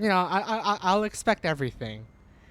Oh It's yeah. just it's gonna be the fact. I'm gonna expect everything. I know everything is not gonna be, oh boy, it's gonna be a, yeah, it's gonna be a fun time. Don't get me wrong, but knowing anything, I think I've like even though I'm still on a sky high moment, I think for the fact I may be able to land and have like hopefully have a grasp of the realization of what I got myself into, in a good way. Yeah. I mean, you're definitely gonna feel a bad way. You're gonna feel a good way. You're gonna feel everything between like the moon and the sun. Mm-hmm. But um, what's good is that to help you with the whole grounding aspect is me, who moved from her entire family to a new country. And then So I back and can then left again in ways. literally, like, so you've got someone that will be there and be like, I get you. Mm-hmm. Mm-hmm. Let it out. I got it. I've been there. I know that's gonna be interesting. Just uh, now attempting to live fully independent this time compared Yes. to last time. It Oh. was somewhat mostly Mm-hmm. with strings Oh, attached. I can't wait to send you all of my cheap pasta recipes. You're gonna live off of pasta and rice like me. I will try. I actually do want to learn how to cook though. Don't get me wrong. Like I I, oh, God, that makes me want to go to SF even further. Be like, here's a bunch of recipes I brought with me. Let's go shopping and make them. honestly, Just me come down there and feed you for a whole week, and then like, here's the skills. Take them and use them. While also like eating out pretty and like much. doing touristy things in SF because I want to do the Oh yeah. touristy things in SF. Oh, obviously, of course. I know it's gonna be interesting this time around. If just thinking about it, it's like it'd be great to like do what I used to do back at university, but I need to realize that I'm not with the landlady anymore. I can't get home cooked meals at times. So Home cooked meals are gonna be home cooked by you. I know it's gonna be interesting. Which something tells me it's definitely gonna be bachelor life Oh for yeah, like for hopefully a couple weeks, probably a couple months, knowing anything. yeah. But I am open to learn to cook. I don't like. I think knowing anything, I'll be like my brother, just trying to learn. Uh huh. Oh, good, you Well, are turning. I was like, Daryl, you need to turn there. You're in the other lane. Daryl, get in the other lane. I'm trying. I'm trying. God, I'm such a inwardly backseat driver for like all like for the Uber drivers. Because I keep telling them like, hey, you're taking me downtown. There's a ton of construction. I recommend that you listen to me and not your Google Maps, please. Uh-huh. And they're like, yeah, no problem. You can tell us where to go, and then completely ignores me. Nailed it. And then we I'm end like, up in this fucking construction filled area for like longer than needed. no, that's what I call fuck. I'm like, and I also can't wait to re-experience the idea of food deliveries all over again. Yeah. It's funny that I've never experienced it when I was in SF, only because again, I lived with a landlady who was willing to help me out for like dinner and such, and where I lived was easy to just get food. Mm-hmm. But nowadays, like as again, even like with COVID, like I feel like I don't mind walking around that neighborhood, but at the same time, I don't know if I'll be ready because of COVID. Yeah. Um, I get you. so like it'll be interesting. It'll be fun to just kind of like kind of use and abuse food delivery for a little bit because Hell the only yeah. time I used it was just for work. So it'd be interesting to finally try it actually at home, like where I live. So um, can't wait to like really use it, and hopefully you'll explore new foods and whatnot Hell that I can't yes. access by public transport. Hell yes. I got you, fam. You got me. Hmm. So yeah, it's gonna be very exciting. Yeah, no, I think like now I'm just realizing the things. It's like, oh, okay, the feels are starting to settle in just a little bit. I'm gonna be missing this house, for the most part. Because knowing anything, just like the future of what will potentially be happening, and all that stuff. And again, I know there'll be a time that I could always visit here over the weekend, but at the same time, uh, I will miss where I live. But again, I could Jesus in terms of Christ. future. Sorry, I'm reading an email that's making me angry. Oh, My apologies. But what's really good about like having a friend like me is me. I think that's all I gotta say at this point. Is you. Aw. Because like my brain works in such great ways to be like, okay, you want to do all these things? Great, we're gonna do one thing at a time, and it's gonna get done. Which is kind of like what we were talking about earlier this week, and reflecting on all this. Because like really, you didn't have these goals set in mind My until like God. just a couple months ago, and boom, Yeah. we're already here. Yeah, no, I'm just remembering. I was looking through my Chuck and Talk archives, right? And I Oh, just you like did? the one, like, well, at a glance, like I did listen Hey. for like a little bit for it, but the one that really popped was the one I did in June. I'm trying to remember the title. It's already gone out of my head already. But the one where I did slowly break down myself, like kind of Oh broke down yeah. in the stream and just like feel like I don't know where I'm going with my life with this. I want to do things, but all that stuff, and then I think the next couple weeks is like I have too many great ambitions to do shit. But like no, that one where just like I don't know what I want to do right now. I'm just living at home, collecting unemployment, and just skirting by. But like I don't at the same time really don't want to do that. To come from that back in mid June to where I'm at now, this stream and hell, even the start like about a couple weeks ago, it's yeah no, it's insane to see the change and everything. Again, I can't thank you enough, Dragon, for helping me to get to this point, really. Amongst many other things throughout the past couple years of throughout Dragon Talk, and even more than that. Hmm. Hmm. I can't do it for myself, but when I can do it for others, I will, because Oh, that's what a teacher does, man. And I know I'm not teaching you fucking anything, but at the same time, I kinda am a you little are though. bit. You're teaching life skills, like actually though, Yeah. and giving I mean, helpful I advice. can't teach you taxes or, like fucking math shit, but this other kind of like, here's how to do life a little easier. I can attempt to do that. Yeah, which has been very helpful and oddly enough came to the point where we're at now, which is insane to say Um, that we just are two here. months of like real focus and like setting the goals and making them into like tinier steps, tinier manageable things to do like Mm-hmm. each day to get here. And then now we're here. Right. It's amazing. It's It's called Kaizen, it's by the way. Anyway, I will. that's a. I'm picking I myself don't know up. if you would want to explain it in this stream. I think you kind of did from time to time, but I know where this is coming from, and it's just still funny to hear. It's So great. It's recently, funny. I bought a book called Kaizen, and I was spurred on because it was a word that my friend Austin used in his contest speech earlier this year. He brought up Kaizen, I think at the end of his speech or the beginning. I definitely the beginning or end is how he Mm-hmm. brought up Kaizen, and it's like this idea of like where's the book? It's somewhere. It's basically this idea of like small good improvements to yourself, like just basically improving yourself, like getting good, getting better, Mm-hmm. kind of thing. Like this idea. I mean, translating Japanese is always hard, huh? There you go. Oh yeah. But it's this idea that you take stock of like where you are at in your life, which is what he did. Like he had that stream back in June, and was just realized like, holy crap, this is I don't know what to do. This is where I'm at. This is not what I want, kind of thing. So he took stock of his life, and then chatted with me, broke down with me, made me cry. I mean, that's usually how that works. Empathy is a thing in this world. For not many have it, but I have it. You Uh, do. It's one hell of a skill to have.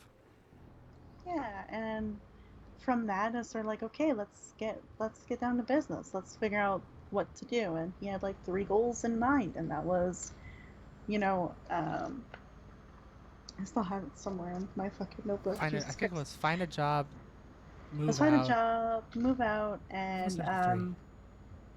Be uh, independent. no, no, no. It was be No. independent, get a job, and you had the goal for YouTube, like keeping consistent with Oh YouTube and yeah. growing. And consistency. Right. Right. That's true. Yeah.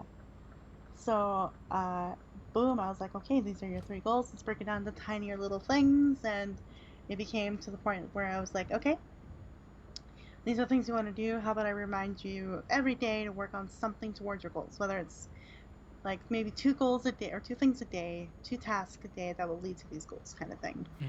And Mhm. so these reminders started off with like, hey, good luck with job hunting, and uh, get working on a YouTube project, kind of thing. Like it would be like little goals like that, where it's just Yeah. something to get done and work on and focus on. So I start off with that, and then boom, like these interviews are happening. I was like, great, prepare for your interview, like study for your interview, make sure you know the company, and then like work on YouTube projects and videos. And mainly, it basically became one of the goals of like independent or job hunting and YouTube. It was like one goal of each kind of thing for every Yeah. day. Small tasks for both. And then, yeah, it was like that. And then, like, boom, interviews happen. And then, of course, we had success here, obviously, with the job. And then it was like, hey, now it's apartment hunting. So, like, the reminders then became like, all right, keep looking for apartments in SF and keep working on YouTube stuff. Uh, Mhm. and then it became, holy crap, start applying to apartments and YouTube stuff. And now we're here, and I want to point out something for all three of these goals. He's got a new place. It's going to be independent by himself. He's got a job, and he hit the 300 milestone on YouTube. Which is crazy. Oh yeah, but that's still something that I did not expect per se, No. like at all. What I like, I remember just doing the YouTube thing. Like I wanted to just do like a couple of those outline YouTube videos. Definitely the travel vlog, so that kind of like helped out a bit. As well as just doing like a couple of tech reviews, which hopefully will become. Well, I'll have another one hopefully coming. I'm not gonna say very soon, but it's being worked on, and we're gonna see how well it If goes. I have anything to do with it, he will have it up before he moves.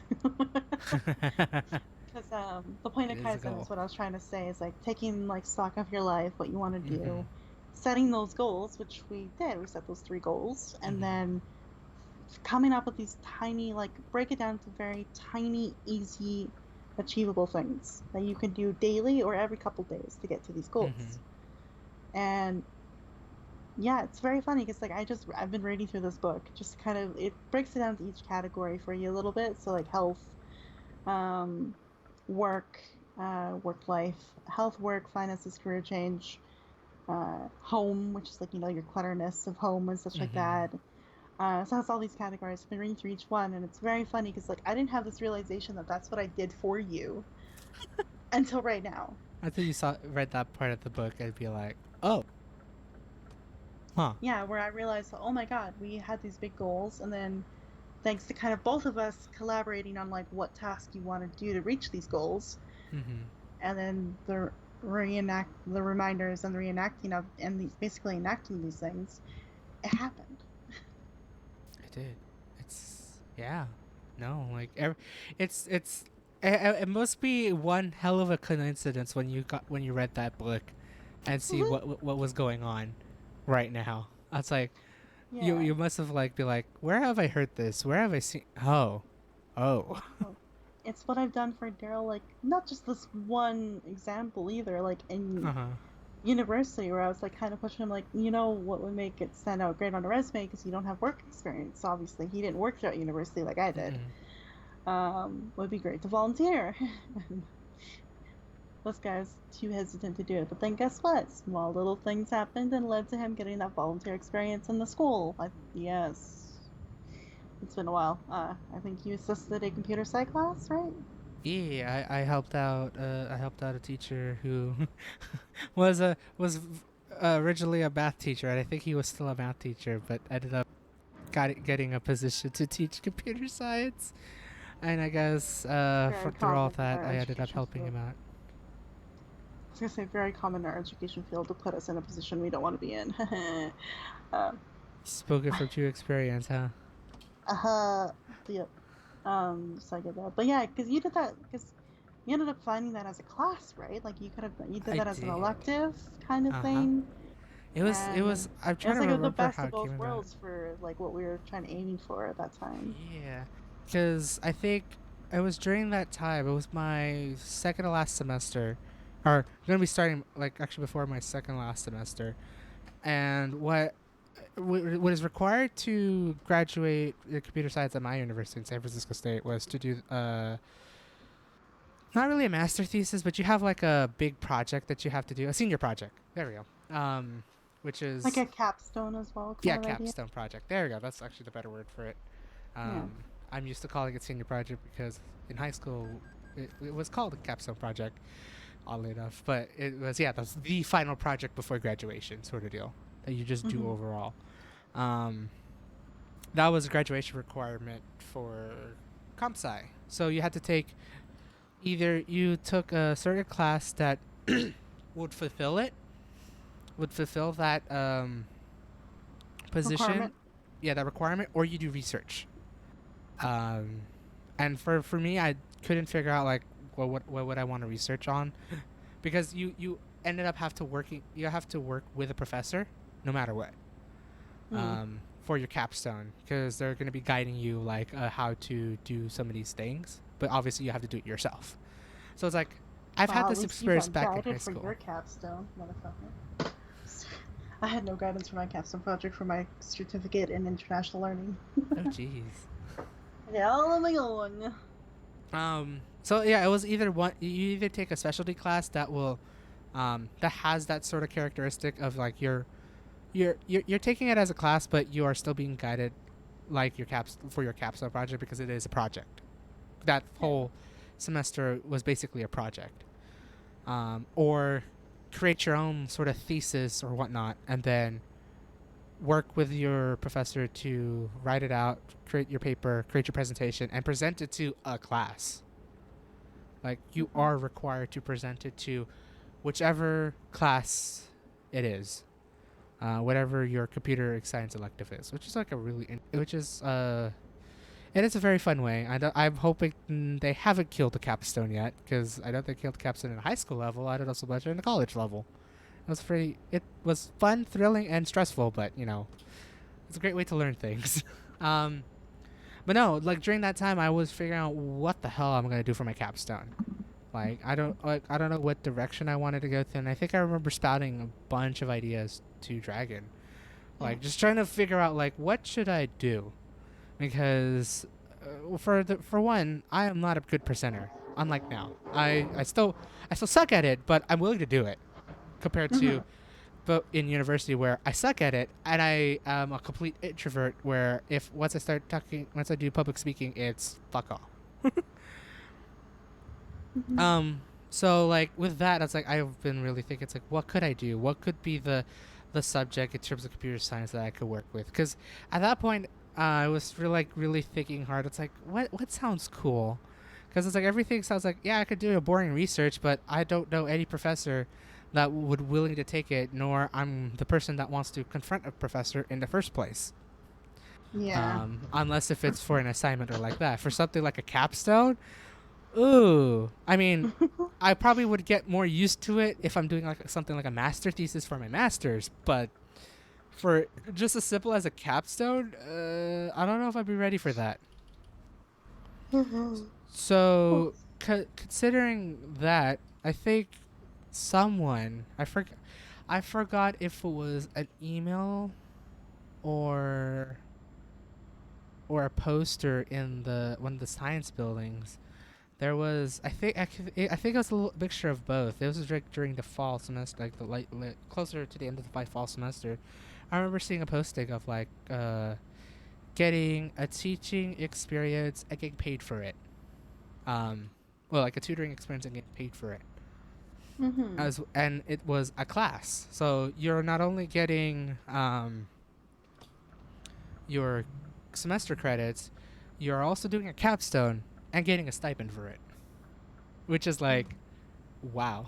Like it was like a one creative opportunity, and I remember for the fact that was the first time they did it.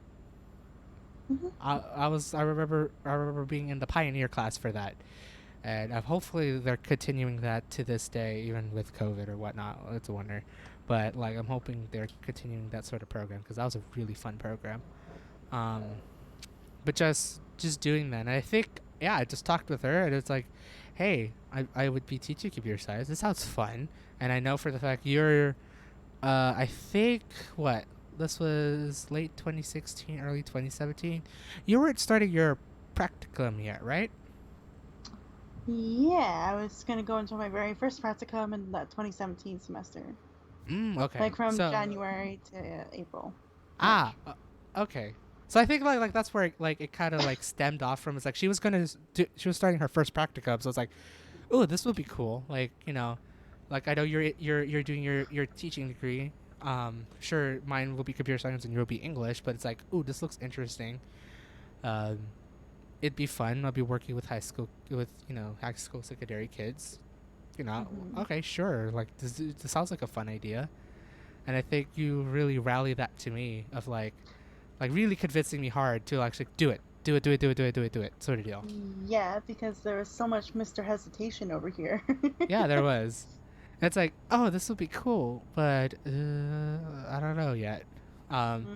and then we were like, I think we were like just searching up of like computer science and teaching sort of thing, and like like finding that correlation of like trying to teach computer science early or something like that. I'm trying to like recall, but it's like it's kind of a bit foggy. But just like going through that, it was really convincing me. It's like, hey, this is like probably could be a new prospect. Just like looking how of like just looking at computer science rather than just being like, oh yeah, I'm just gonna code, graduate, and then trying to land a job in the FANG companies, which is Facebook, Apple. Fuck, what's the other A? Alphabet, which is Google. No, fuck, like the big tech companies. There we go. I should just probably go Hmm. with that. Um, almost crashed. That would have been beautiful. Um, Crash into a cop car. we. Yeah. Well, like, cause yeah, that was kind of like your goals. Like, oh, I'm gonna get into like these big companies, kind of thing. And then like I was always like that person of like, you can't get into those companies without any actual work experience or volunteer It's experience. true. It's very true. And Like, like, oh it, man. I still regret just not taking um, or at least making any sort of attempt to uh, what's the word? Like forgo for an internship. I mean, there were like chances, but it's like I couldn't. Like I won't be able to afford doing an internship because living in the Bay Area in Silicon Valley, and I'm not going to commute that per se. At that point, I didn't know how to drive. For those who wants to know, so knowing anything, it's like it's just gonna be a pain just to do this. Like it's gonna be a life. It's gonna be so both mind numbing and physically exhausting to do. But at the same time, I feel like I do regret not doing it. Don't get me wrong. Um, Yeah. So that's another example of a thing I helped you with, driving. mm-hmm. Using the That was actually same the first few Kaizen things in Truck method. and Talk, Yeah, so it's just like talking about that progress of right? driving. Um, yeah, it's very funny that like some of the first earlier things, like in university, I was doing this Kaizen stuff without realizing that, oh my god, this is what it is. This is what it means. But like just the book reading in Kaizen. That's it's funny that it's just a major it's a huge coincidence. Right, and now I'm like, fuck, man, if I could do this for like Daryl and like some other friends, then like, man, it's time I do it for me. Oh, Yeah, it's time that I definitely. could try doing these things myself and like get back on track, like I was kind of in the UK. Mm-hmm. Yeah. Get back in that zone that you've thoroughly missed. Yeah, because so far there's been no zone, just overwork and dreadness. Right. Oh, I mean, yeah. Especially hearing all the shit that's going on at your work, which is just something that fuck. Why am I dealing with this sort of deal, right? I'm literally not getting paid enough for this shit. This is well below my pay Literally. grade. I don't want to deal with this. Exactly. Yes. It's been very hard to like be motivated to go to work these days. Aw. Uh, Well, but I don't blame for the job that you're in right now, which is come on, someone hire her in the education field, please. just post some goddamn secondary teaching roles for the love of God, please. Because it's all early childhood education and elementary ed still, and daycare. Okay. Oh no, the kiddos. The really young kiddos too. Wow. Yes, but they're asking for certain levels of certification in childcare before you can even do those roles. So I would have to go through that process Oh boy. to get certified for early childhood education and childcare. Excuse me, little truck. Fuck I you. know, right? Hello, car. Bye, car. Yeah, bye. You dead. I'm like, You killed a man. I killed the man. like, hello? I'm in the roundabout. You don't just fucking go. Oh my god, that reminds me of something I saw on Twitter. Oh no. Uh, it's from Brooklyn Nine-Nine, and it's Jake Peralta that goes, "Guess who just got murdered?" Oh no. Anyway, I had to do some B99 reference in this stream apparently. For whatever Um, reason or another, yeah. Man, I'm still amazed that like somehow the little things I did to kind of help. I'll spur you on. Like mainly it's up to you to like do the reminders if you wanted to or Right. not, kind of thing. Like, yeah, I didn't. By all means, I could not. Like, it was all up to you. If you Mm-hmm. took those reminders and did them, great. If you didn't, it'd be like, cool, restart next day, kind of thing. Right. That was the way I handled it. And then like to see that you were actually doing things, I was like, oh look, yay! Somehow Yeah. he's still doing it and not fighting me. Somehow he's not fighting me. Right. Yeah, no, it's like at this like I know. So like just for context about that. Yeah, prior when I have her as just reminding me for things cuz I do end up just forgetting cuz I'm not unfortunately I'm not the person that does keep things organized. I try, but there'd be times where like fuck. um but like no, like before I'm just yeah, I'd be like just complaining about it. I was like fuck, why am I doing this? Why did I, why am I doing this, all this stuff? And then I just kind of bring her under the boat, even though it is my fault because I told her to tell me that. And, Yeah. and then, like, yeah, I had that realization. I probably had that realization just a little bit too late, but again, we're still here, right? Um, We work through shit. We've been through the ringer. It's all good. we really have. But like I had the realization, and it's like, okay, then Daryl, why are you asking her to tell you to remind you these things when you're not gonna do it? So at that point, I'm just like, you know what? Let's just make it easy because the last thing I do is like accidentally put a lot on the plate, put it on her plate to remind me, and then suddenly scream at her because you put too much on my plate. Yes, and that was also like why I approached it this way this time around. Because like instead of giving you a whole fucking list of shit to like accomplish or do, I was like, no, let's just do two tiny things a day. Because I learned as well from like last time. Like he wants all work on all these goals, let's do all of them all at the same time, Like actually, which led to fairly enough being overwhelmed and like frustrated that like I don't want to do these today because I've already done it like yesterday. I already did it this week, right? and I mean, to be fair, like I didn't necessarily always deserve the like barking back, but at the same time, like when it came to like what like no, I guess 4 years later, I was like, no, we're gonna do it way differently this time. Mm-hmm. We're gonna focus Something on like that. like we're gonna focus on YouTube every day. Like for some reason, that was I don't know why. I don't know if we loosely agreed to that. I have no idea how that worked out. But I don't basically, either. reminder of It's a YouTube damn every good day. question. Yeah, and then like just the little things like, hey, try looking for some jobs today, and with no limit, no like actual number to what you had to do. Like that's the thing I did Mm-hmm. not want to put that pressure on. Like apply to 30 jobs a day. Like that would be a nightmare, Right. especially if I did that to myself because there are no 30 jobs for me to apply to right now. Um, so I was like, no limit. Here you go. Here's some really light little reminders. Do what you want with them. Work as hard as you want with them. All good. I won't even ask. Like that's also what I used to do too, right? Mm-hmm. Like check in, going, hey, like how did you do with these goals? Like every like couple days or whatever. Right. And It's that true. was a little over the top. So this time I'm like, I'm not gonna check in. I'm gonna give you the reminders. I may ask a few questions now and then because I'm genuinely curious, especially when it came to these interviews and like apartment hunting. But it Which was makes never like sense.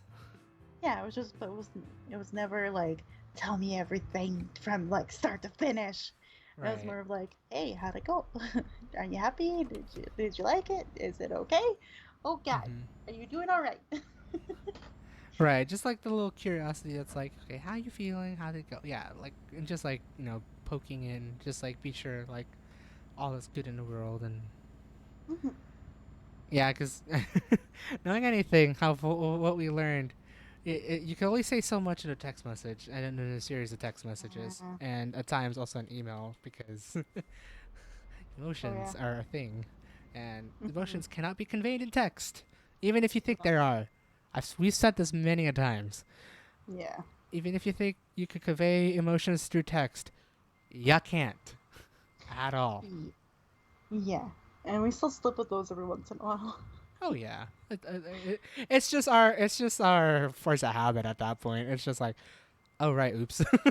Like Yeah. just the realization is like, oh wait, no, I didn't mean it like that. That was just that was just a God, oopsie on my part.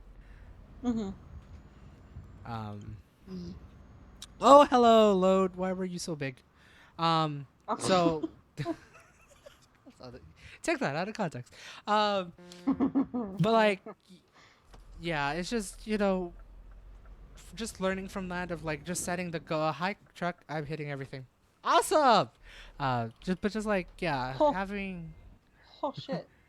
having her Sorry. just helping me out, and even like once just figuring out in general like how to really I guess play my life out because gosh try like doing it alone I've done it a couple times and it's just it can be insane if you could do it yourself that's awesome more power to you and there'll be also at times where you do try to ask for that help but you don't know how to execute it or perceive it Mm. uh, that's like that's honestly truthful because you don't know like sure you may know this person you sure you know the way you want to talk with them but at the same time what happens if you come to the point where something comes around and you need to figure out how I'm going to tell this person sort of deal um Yeah. just those little things and there's just like eventually trying to figure out finding what rings right whether it be with yourself whether it be having assistance with a friend or family or whatever it definitely will help out in the long run. Hmm. Oh, I see why they told me to exit. Shit. How far do I have to go? Oh Shit. boy. I was gonna say like I think you missed your turn. I think I did. I didn't know that I thought there was no ramp there. I thought there Oh was my gonna be god, an you have to go entrance. all the way down there to do like a loop. Yep. Because I thought this ramp was connected. It wasn't. Oh boy. Oopsies. Well, we're in for a drive. Um. So like Yeah. for just like I guess the advice for all you guys, whatever you everything you've heard from Dragon, like it's been very helpful advice to lead me to where we're at today. And also for those who are like figuring out where to go, you know, don't be afraid to ask. And then at the same time, have fun experimenting, even if it may cause some tension. I will say that. Hmm. If it causes too much tension, then they might not be the right person to help you out with that sort of situation. At that Mm. point, you want to go to another person.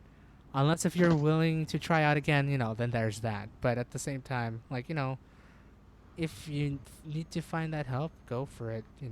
Don't don't let it be uh the thing that you just need to do to solve yourself, sort of deal. Mhm. Yeah.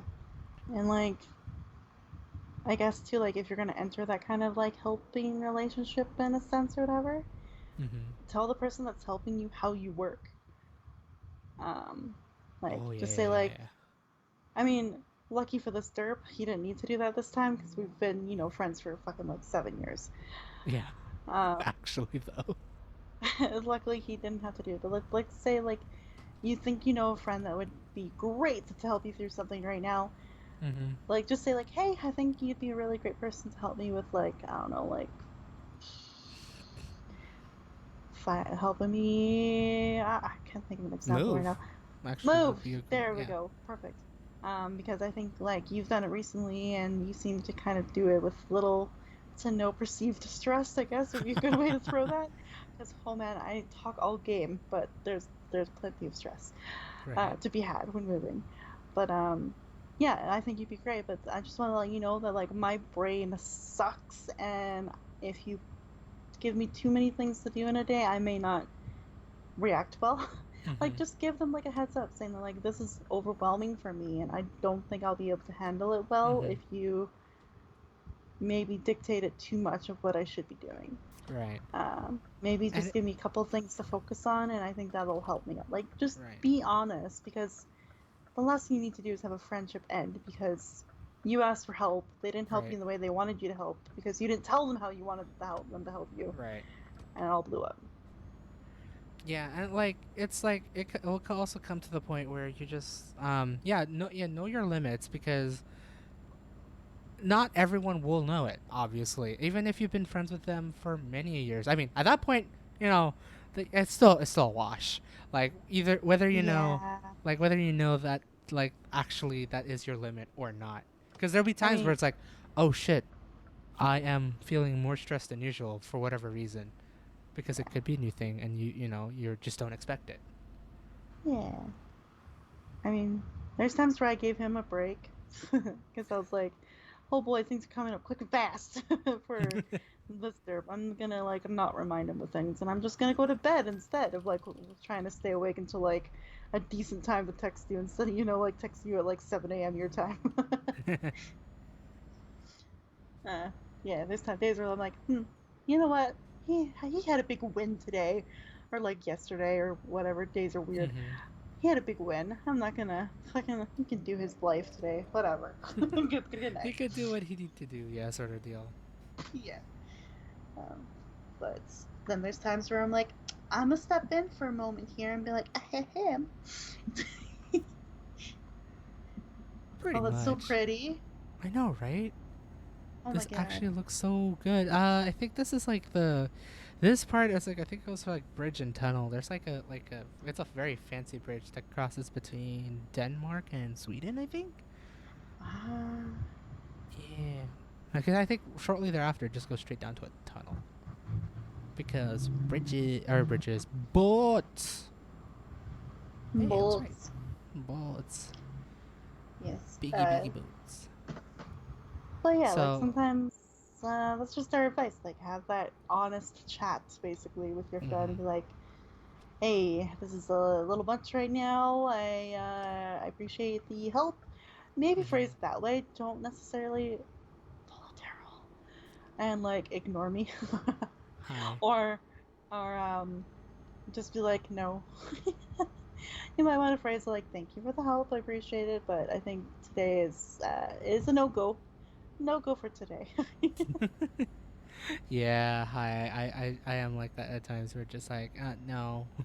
Yeah, like just like at the same time, be careful of how you phrase things. Obviously, even if you have been talking to them for a while, if there's a certain trigger word that you just don't expect, and vice versa, um, Hmm. just be prepared to not respond, not to react immediately. And Yeah. if they end up reacting immediately, don't spark it up. Attempt to diffuse it. Try like find. At that point, you just want just take the L. Like actually, just take the L because the last thing you need to do is again end a friendship because no, like it's like no, like just being condescending at that point, just trying to argue that you are what you're doing is right, even though it's what you're like, even though you're just asking them for help for Hmm. yourself. Like, Yeah. don't I think fight it. like There's reason. yeah, there's always a moment where like something gets tense for a bit, and it's like I didn't mean Mm-hmm. for it to happen. Like both ways, we've been there. Right. Um, Oh yeah, we have but definitely. like that's where it's like stop texting, stop replying, stop responding immediately. Take a moment to go through.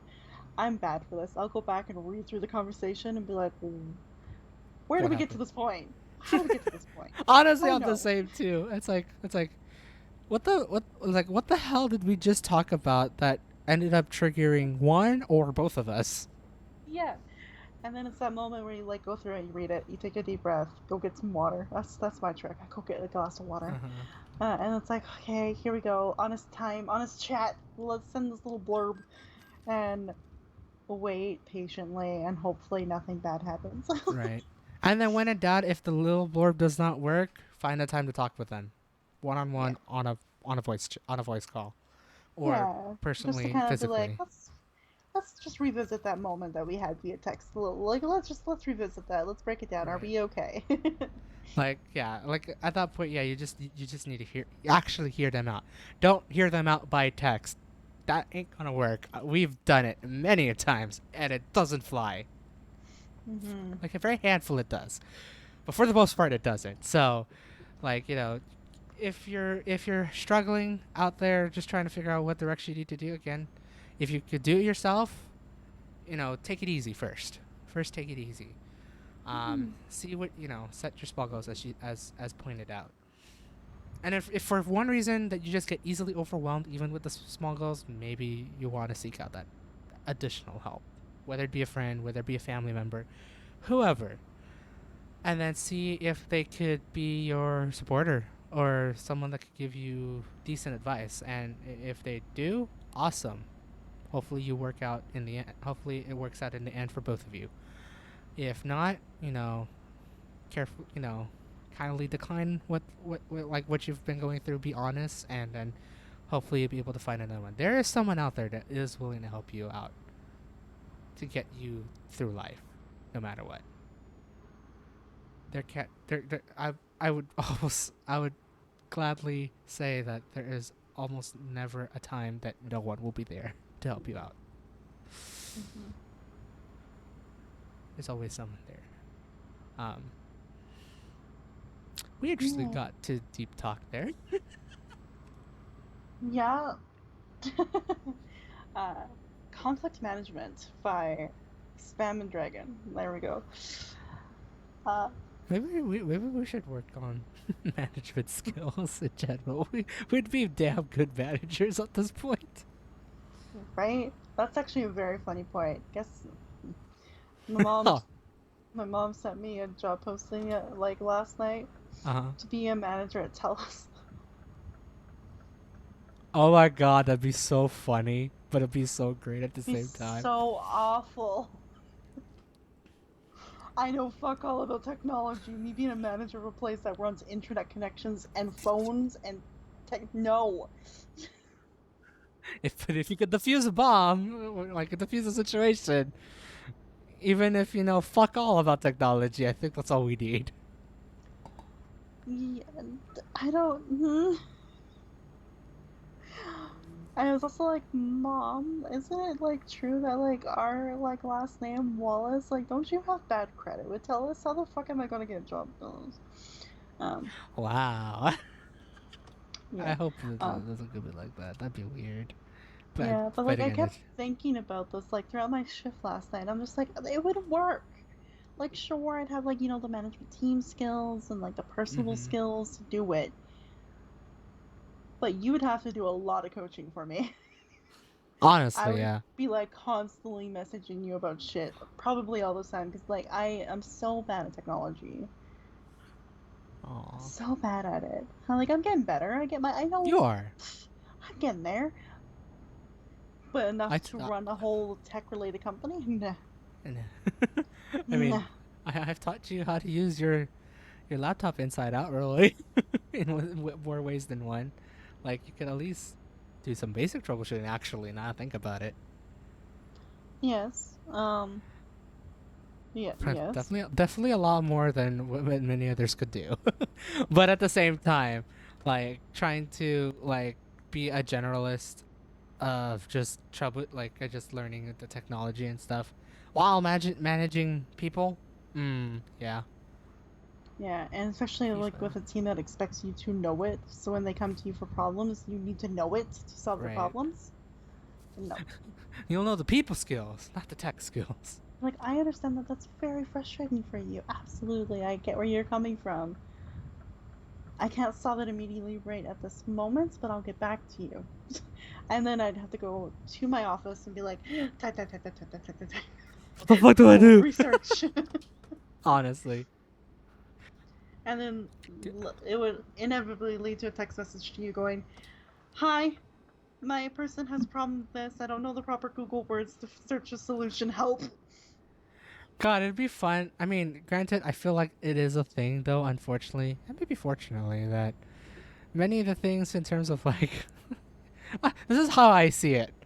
I'm gonna probably take this very bluntly, but I feel like many of the like supervisory or managerial positions at this point, when it comes to like have like being specialists on it, for the most part you aren't, and so you're just either gonna research it through a handbook or something like that, or a Google search, yeah, Yep. because fuck trying to remember this. I'm dealing with people.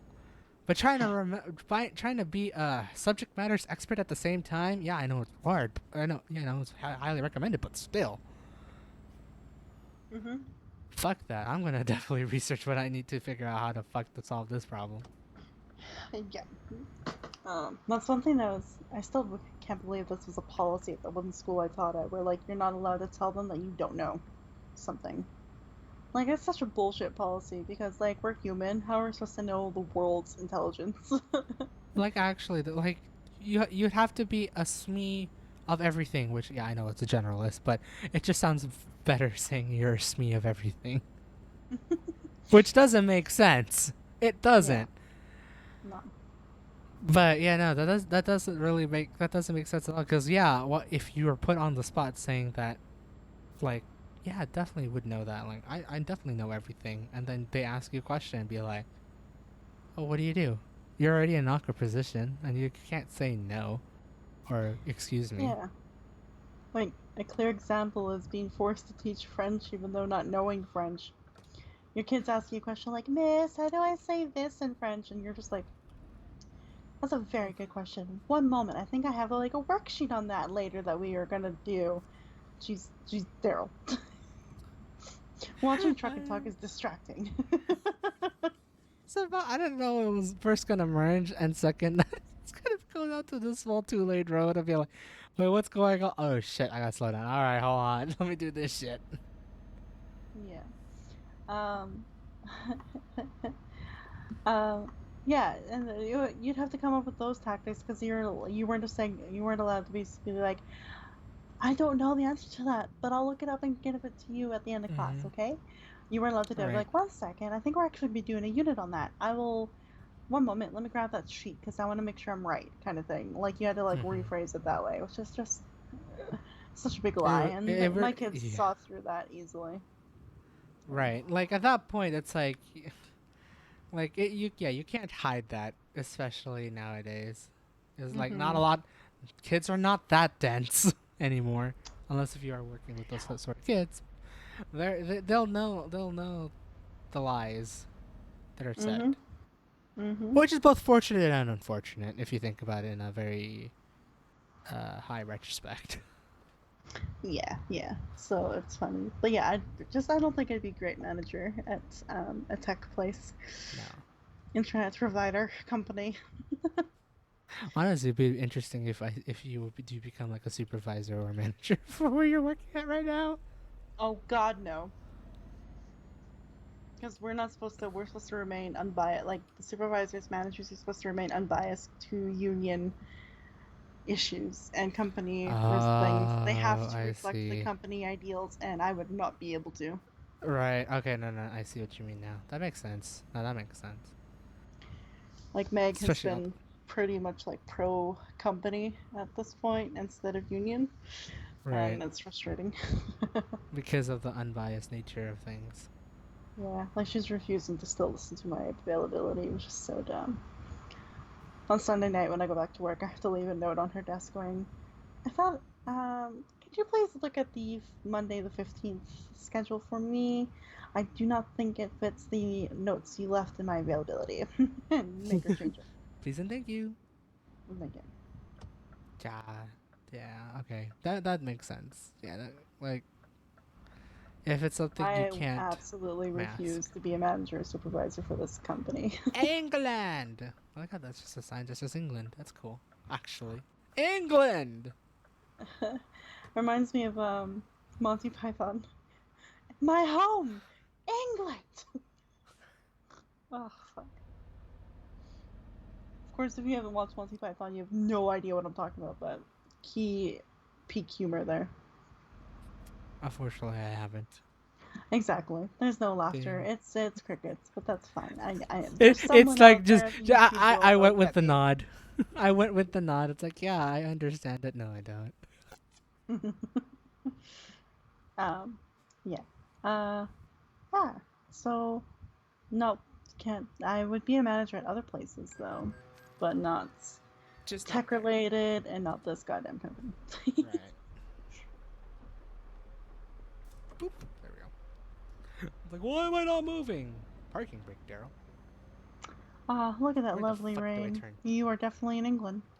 I'm definitely in England, and somehow they position me to where I can't exit until I turn around all the way. What stupid Damn. shit is this? We, we, we. Of course, my screen's a little delayed, so your wheeze are a little delayed. When you realize it's like what I'm doing now, you're just like I'm Yeah. just turning. It's like fuck it. There we go. Got it. Hey, I'm driving the right side of the road, the correct side of the road. I have to say it that way because words. Ah, yes, England. God, I've been in Canada for how long now? Like over a year, and I still get like that moment of like, am I on the right side to catch the bus? Because of the fucking UK. It's like somehow, some way, even in the 2 years that you lived there, or 1.5 years, almost 2 years, you're still fixated on the London side of things, England side of things. Yes, because it took all of my concentration to make sure I was actually on the right side Mhm. for the busing in the UK to begin with. So now that concentration is like, I have to reverse concentrate to make sure I'm on the North American side of the road for busing. The Especially when right there's side of the road. downtown right now, like all the construction downtown, fuck, Mm-hmm. it's throwing me in for a loop. Ooh. It's gotten to the point where like to go to work, I'll leave like I work at 11:30 at night, and I will leave my house at 9 Mm-hmm. to take the train all the way down to the south side, to take a bus to the West Edmonton Mall, to take a bus from West Edmonton Mall to work, just Oh, I so did I not don't know you get turned actually have around. to do that just to avoid the construction, huh? Yes, because my street Jeez. has no access to the main avenue Oh, downtown, no right. access to Jasper Ave down that street, and pretty much the streets to the left leading to the West End have no Mm-hmm. access to Jasper Ave That's to catch for awkward. the main bus. So it's like, okay, I'll go do train to South Campus, like South University campus, Mm-hmm. take a bus to West End from there, and then a bus from West End to my work. Jeez. How, Yes. how many minutes does it add to your travel? It's faster, oddly enough. Really? Yes, because it's about maybe, normally it's about 60, 70 minutes, like normally, but this is like Mm-hmm. 62 minutes, like every time. Which really does Consistently. suck because Wow. then I get to work at like 10:15 and I don't start till 11:30. Right, and the only reason you have to do the schedule because it's pretty much the last option to do before everything kind of goes. Yeah, I'm literally the bus at West End. I'm catching the last bus that runs to get to my work directly. Gotcha. Yeah. Is it like a rapid route or something? Like a speedy route? No idea. Because I know that route continues after that last bus. That bus Uh is huh. the route basically. I don't know. It's very confusing. The 907 goes all the way to Westmount. That's technically the last station it goes to. So that Mm-hmm. last bus I take goes all the way there. But then for the next hour, it still runs, but it only goes to the neighborhood before. Like, only goes to Oh, Terralosa. and it Like, doesn't hit where one. you need to hit.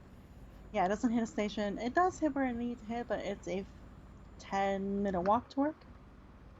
10, 15 minutes, which isn't too bad. But when you work a very heavily physical job, it is a lot. Right. You don't need Uh, to walk for 10 minutes per se. yeah, I don't want to be sore before I work.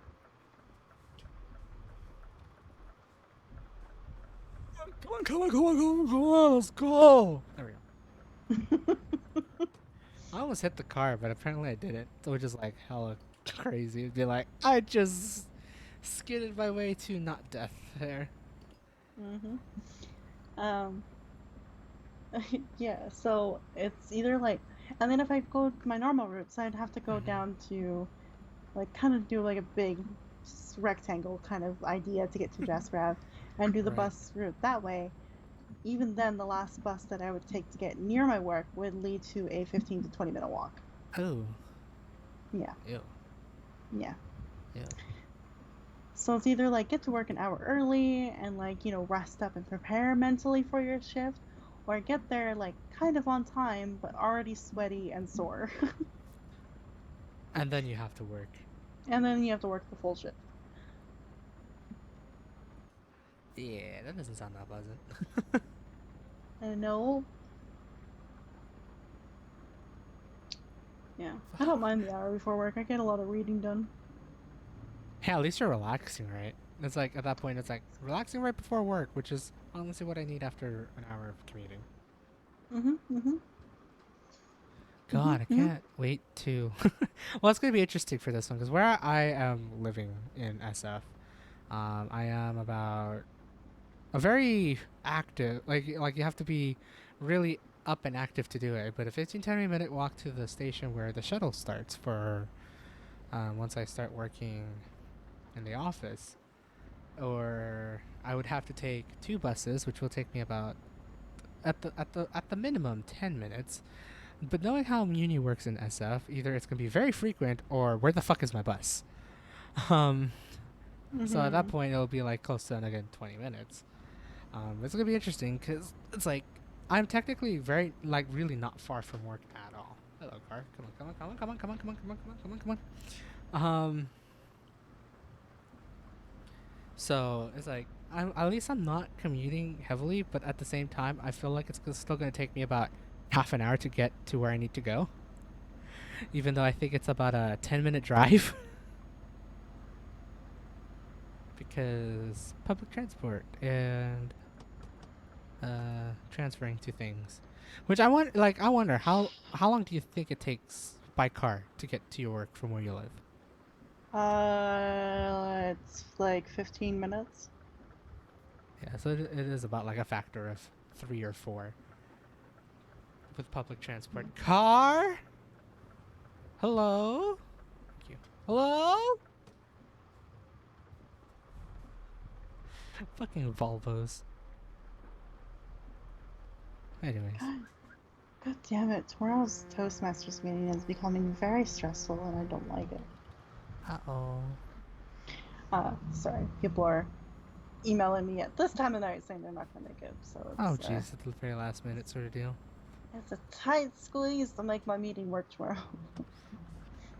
As a uh, VPE, yes. oh, I'm probably going to have to take on a second role, oh, which will jeez, suck because I also will be becoming co-host of the meeting because I have to make polls because Mark won't be there for the whole meeting. oh, jeez. So then I also have to create the polls for best evaluator and best type of topic speaker.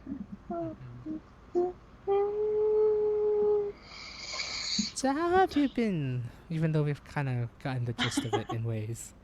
Now I think about Olympics it. have been a great mental break from everything going on with work. Mm-hmm. Otherwise, uh, It's what been do I very. say that has not been said in the last couple of weeks? Really, because it's just the same old, same old. It's Just kind of become still a monotonous in routine in a way. Would you say? a monotonous routine that I feel incredibly stuck in and can't escape. Oh. Um, However, I forgot to mention this last week, but I started a new teaching campaign, like D&D Ooh. campaign, Yeah. and I've All got right. 4 kiddos in this class this time instead of 3. Dude, congrats. Yeah, 2 new kiddos and 2 kiddos from before, and it's been it's interesting. Oh no. Oh Yeah. no. So D&D party composition. Here we go. It is highly recommended that you do not have 3 spellcasters and a big barbarian. But here we are. My kiddos Facebook and have, social. we have 3 tieflings, 1 dragonborn. Very cool kind of combination there. Demons and dragons, hello. And then the tieflings, though, 2 of them are sorcerers, 1 of them is a warlock, Nailed it. and the dragonborn is our barbarian. So they don't have any healers.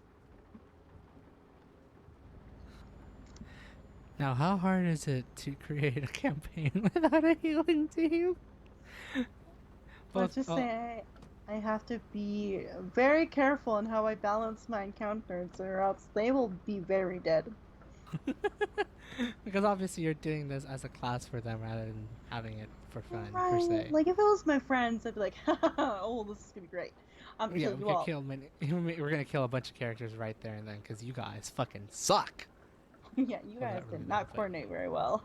yeah. Whereas these kids didn't get a chance to coordinate because they just came in with the characters they made and like that's the ones they Mm-hmm. want to play with.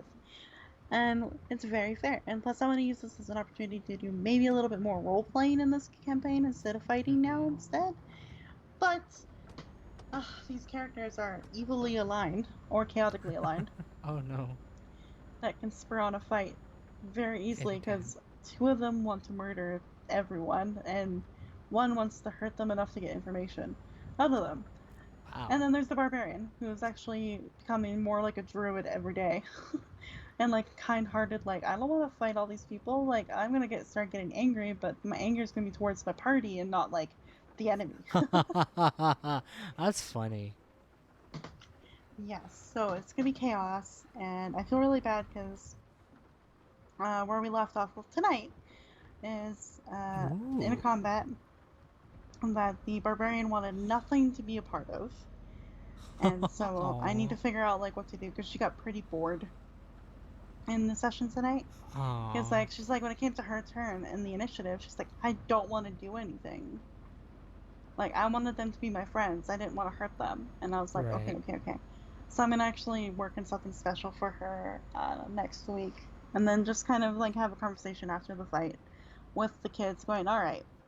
I know you want to really play on your chaotic nature and you want to do all these crazy, chaotic, fun things, but we do have to remember that we do have 1 player that's not in the same alignment as you guys, and we need to maybe work a little bit as a team to make sure she's incorporated and not left out. Mm-hmm. So I'm gonna have that chat with my kiddos next week, but it's fun. They're in the Feywilds. Anything can happen, really, because it's the Feywild. Anything I say goes because it's the Feywild, uh, full of How long magical, is this weird campaign? quirkiness. It's only 8 weeks, Oh, so okay. after this fight, they get to level up to level 5, and then in a couple weeks' time, they'll get to their level 6, and then they get to fight the big bad, which actually is Ooh. not going to be a big bad. It's going to be shadow versions of themselves.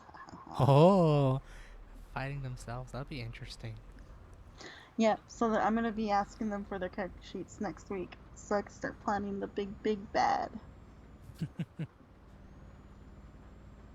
Just trying to learn themselves. That's like so then I kind of wonder then like as you're developing this session, right? Mm-hmm. What are your takeaways for them to learn? Because obviously there's always learning. There is a Oh, learning aspect to it, right? yeah. Well, now that they're higher level characters, and 3 of them have been playing this character before. The one girl is brand new to D&D entirely. Oh, okay. So I want them to basically learn from each other how to actually roleplay their characters, like actually act as someone different than who they are, if that makes Mm-hmm. sense. Because Yeah. most D&D characters, especially kids that age, are kind of like my so I gotta come up with a random character name. Frida, my character Frida will go and do this. My character Frida will go and do that.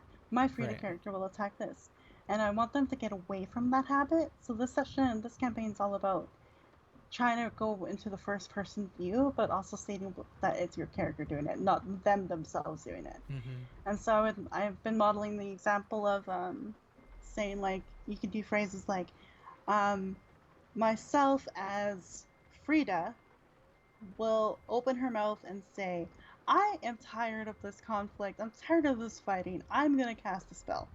And like do that kind of thing. Right. So they can introduce their character into what's happening, but then switch it to first person and really start thinking and talking as their character. Mm-hmm. So I'm working on those kind of acting skills a little bit in this for this Cool. class. That's kind of one of the main objectives that I want for them to work on. That's pretty cool. Yes, and so far they've been doing really, really well, but it's still kind of slow because you can see like their brains working, and they're just kind of like, um, so my character, uh, then they'll say their name, and then like Mm-hmm. is going to look at the other person, and I'll say like it quickly switch it. Like they're very Aww. slow, like to get the words out. They're trying to get used to it, but Uh-huh. hopefully by the end of the campaign, they just can immediately go, yeah. Guinevere looks at them and says, "I'm tired of your bullshit. I'm attack them," Like and like go eventually from get that that third first person to person. first person perspective really quickly. Yeah. Yeah. Like they're actually playing their character. Like they're actually them. Them. Yeah, yeah, and they're not That's a just good way. moving a piece on the board or the imaginable like Mm-hmm. playing board kind of thing. They're actually like them themselves or an aspect of that character that they can Right. play on and use. So Like having that personal aspect of saying, yeah, this is me. yeah, Oh, that's a really good way to hopefully the big takeaway for these kiddos. yeah, it's like it's building on like drama and acting skills as well as impromptu skills because again, D&D is always changing, always kind of Oh yeah.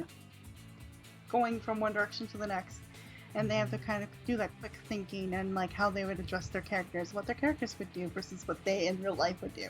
Because me in real life, Aww. most of the shit I've been through in D&D, I would run from. Like, nope, you guys can handle that. I'm good. Goodbye. But then you have to really Right. like switch your brain around and go, oh no, my character would not run. She would actually jump right into it. So there's Ooh, that kind of. okay. That's my teaching skills for every session is to kind of go through that Aww. and review it with them, and it's been real fun. Just getting them really, in ways, just really getting them involved in things for Yeah, themselves. exploring their imaginations and seeing what they can do with their creativity. All those That's teacher things, cool. you know? Yeah, that's pretty cool. At least, yeah. Hopefully, they learn from that takeaway. Like, actually. Yeah, it'll be good. So yeah, gotta rework some things to make sure like the good character isn't always constantly like left out because she doesn't want to be part of the evil stuff going on. But Right. I will work on that with the kiddos and Mm-hmm. create some fun things. Like I think next week, because she's got two dogs from her last campaign. She won them easily with like natural 20 in animal friendship. So good job, Aww. kiddo. So now she's got two puppies, and I think I'm gonna have her look over to her dogs, and there's gonna be like little sprites dancing around them because like they're in the Feywild, they're in the land of Oh. fairies, Mm-hmm. and then like she's gonna see like there's gonna be kind of like a cool little magical effect, and then a person's gonna walk out and going, "I'm so sorry, they looked bored. I wanted to entertain them," and like have a new like NPC come in and kind of keep her entertained during the fight. Aww. Yeah. That's so cute. Like, Yeah. actually, though. Yes. I care about my kiddos and I want them all to have a good time, so I'm working on things to make sure they do have a good time. Nice. Yeah. See, she could be a good teacher by helping out the kiddos. Hire her, damn it. Yes. You hear that? Public school board here? I'm endorsing Dragon to be a proper secondary teacher for your school district. If only life worked that way. I know, right? Come on, please. I said please. Right? Other than that, it's just the same existential crisis of where I am in my life. With all deep talk shit that we had. Yeah, I mean, I could go into Dang. it, but I see the end screen, so like I'm kind of not going to go into it, but basically kind of hate where I'm at with my job. I kind of hate that there are no jobs available, and I feel like I'm never going to be a full time teacher ever again. Existential crisis. No. I wonder.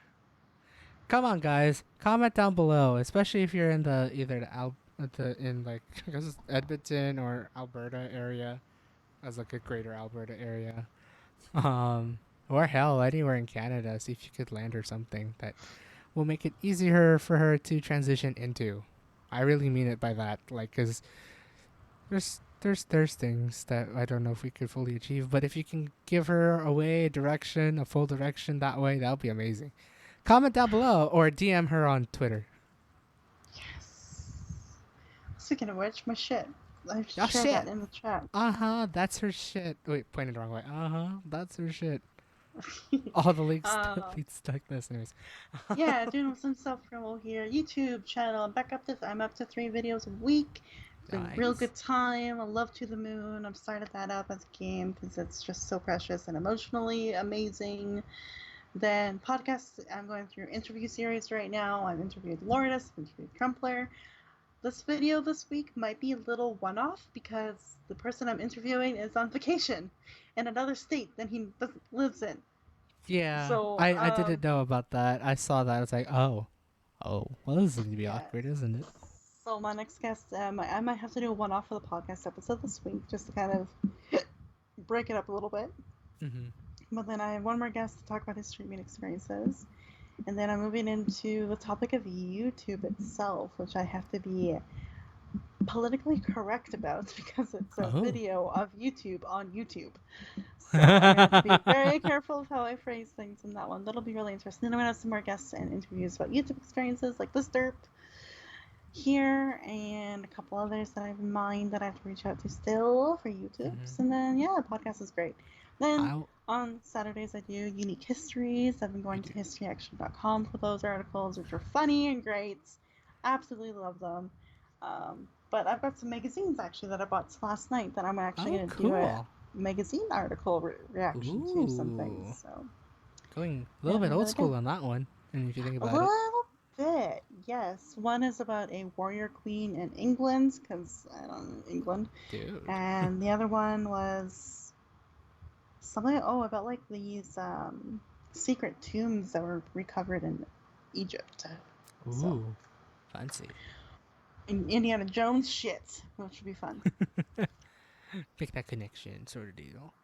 Yes, I make do 3 videos a week up on YouTube. I tweet sometimes, mainly about Olympics right now, because that's my life. Let's see what comes life And after Olympics. Hopefully something uh, good. nonsense. Lots of retweeting of kitty cats. Oh, Yes, follow me for that. that content. And then I have coffee, which is what I need to survive in my daily life. Is coffee. So buy me coffee, Buy her please. coffee. Like Yes. actually, I Let want to me see get my what's on Starbucks Twitter. addiction back, please. Just kidding. Buy me coffee. Tammy. Damn it. So Tammy. yeah, that's if you have kiddos between the ages of 8 to 16, I can teach them D&D if you want. Follow her on Message Twitter me for the link for or that. Yeah. that. Message me for that link. Yes, that's me. Yeah, that's her. And if you haven't already, follow me on the. I turned up a keyboard. Thank you. Follow me on YouTube if you haven't already. If you're watching this on YouTube, hit that subscribe button that's like right down there somewhere. Um, and if you haven't already, follow me on Twitter. I'm going to be definitely updating a lot of things for the next couple of weeks. I will try my very best at least to do that. But no, I think for the most part, I'm going to be updating everything in terms of moving stuff, all that fun stuff, and streaming schedule changes and whatnot. As you've noticed, it's been kind of like a hodgepodge of 2 times a week. It's not Monday to Thursday anymore. And it's become like Tuesday, Friday ish at this point, for many reasons and another. Again, everything is just being changed and planned because of things that's happening within the next couple weeks. So again, follow me on Twitter to get those updates on when I stream. And if you like the video, give it a like and all that fun stuff. And actually, yeah. And then I would say once I'm in San Francisco, follow me on Instagram. I'm going to be taking a whole ton of pictures of San Francisco, like what I did before. So it's going to be great. Yes, do the thing. Also here on Twitch for people watching on YouTube. Come here to his Twitch and follow him here for when he goes live because he is just 4 away from 100. I am. It's. Let's give him another milestone. Yes, Let's do hit it. that mouse. Let's hit a 3-digit number. Do it! Speaking of milestones, I forgot that I hit my own recently. I hit 30 subs finally. What Hey, the? congrats! Right, I wanted to say that like during the time you were talking about your YouTube things. Okay, congrats for hitting 30. Hopefully we can get that to 50 or 100 by the end of the year. Whatever Aw. happens, happens. Honestly, yeah. In the end, whatever happens, happens. But I've hit no, my round definitely number. I'm congrats on happy that. for like life at this point. I'm good. Hey, congrats on the 30, and it seems like some of your videos are popping off as of late. So hopefully a lot more people are watching. Hopefully a lot more people are subscribing. All that stuff. Again, follow both of us. We create our own unique content, whether it be great, amazing, helpful, advice, informational, or derpiness. There you go. I don't know where I was going with those words. All the above. Yes. Honestly, I'll take off. But yeah, no, thank you, Dragon, for being one hell of an amazing guest to start off with the Olympics and all that fun stuff. This will actually have been a more interesting start for the podcast Yeah. for this live stream because we didn't start talking about my week until about an hour and a half in. Honestly, Oh, because we're talking that's about other fair. shit. But it's been a fun time. You've been an amazing guest, and will always be an amazing guest. Hopefully, we'll keep having you more as always. Hmm. And yeah, I hope you guys do have a great day or night, wherever the heck you are. See you guys, whatever the next stream would be if you're watching this on Twitch, whatever the next YouTube would be if you're watching this on YouTube. Thank you, Nightbot, for randomly saying shit right there. Um, and all that fun stuff. And we'll see you guys next time. Have a great day, night, weekend, and all that good shit. I'm gonna stop saying a lot of shit. That's Mythical Dragon somewhere over there. And this is Spam Waits. I'm a booger. Saying Bye. bye. I like how I have a toasty thing here. Toasty, toasty, toasty, toasty, toasty, toasty.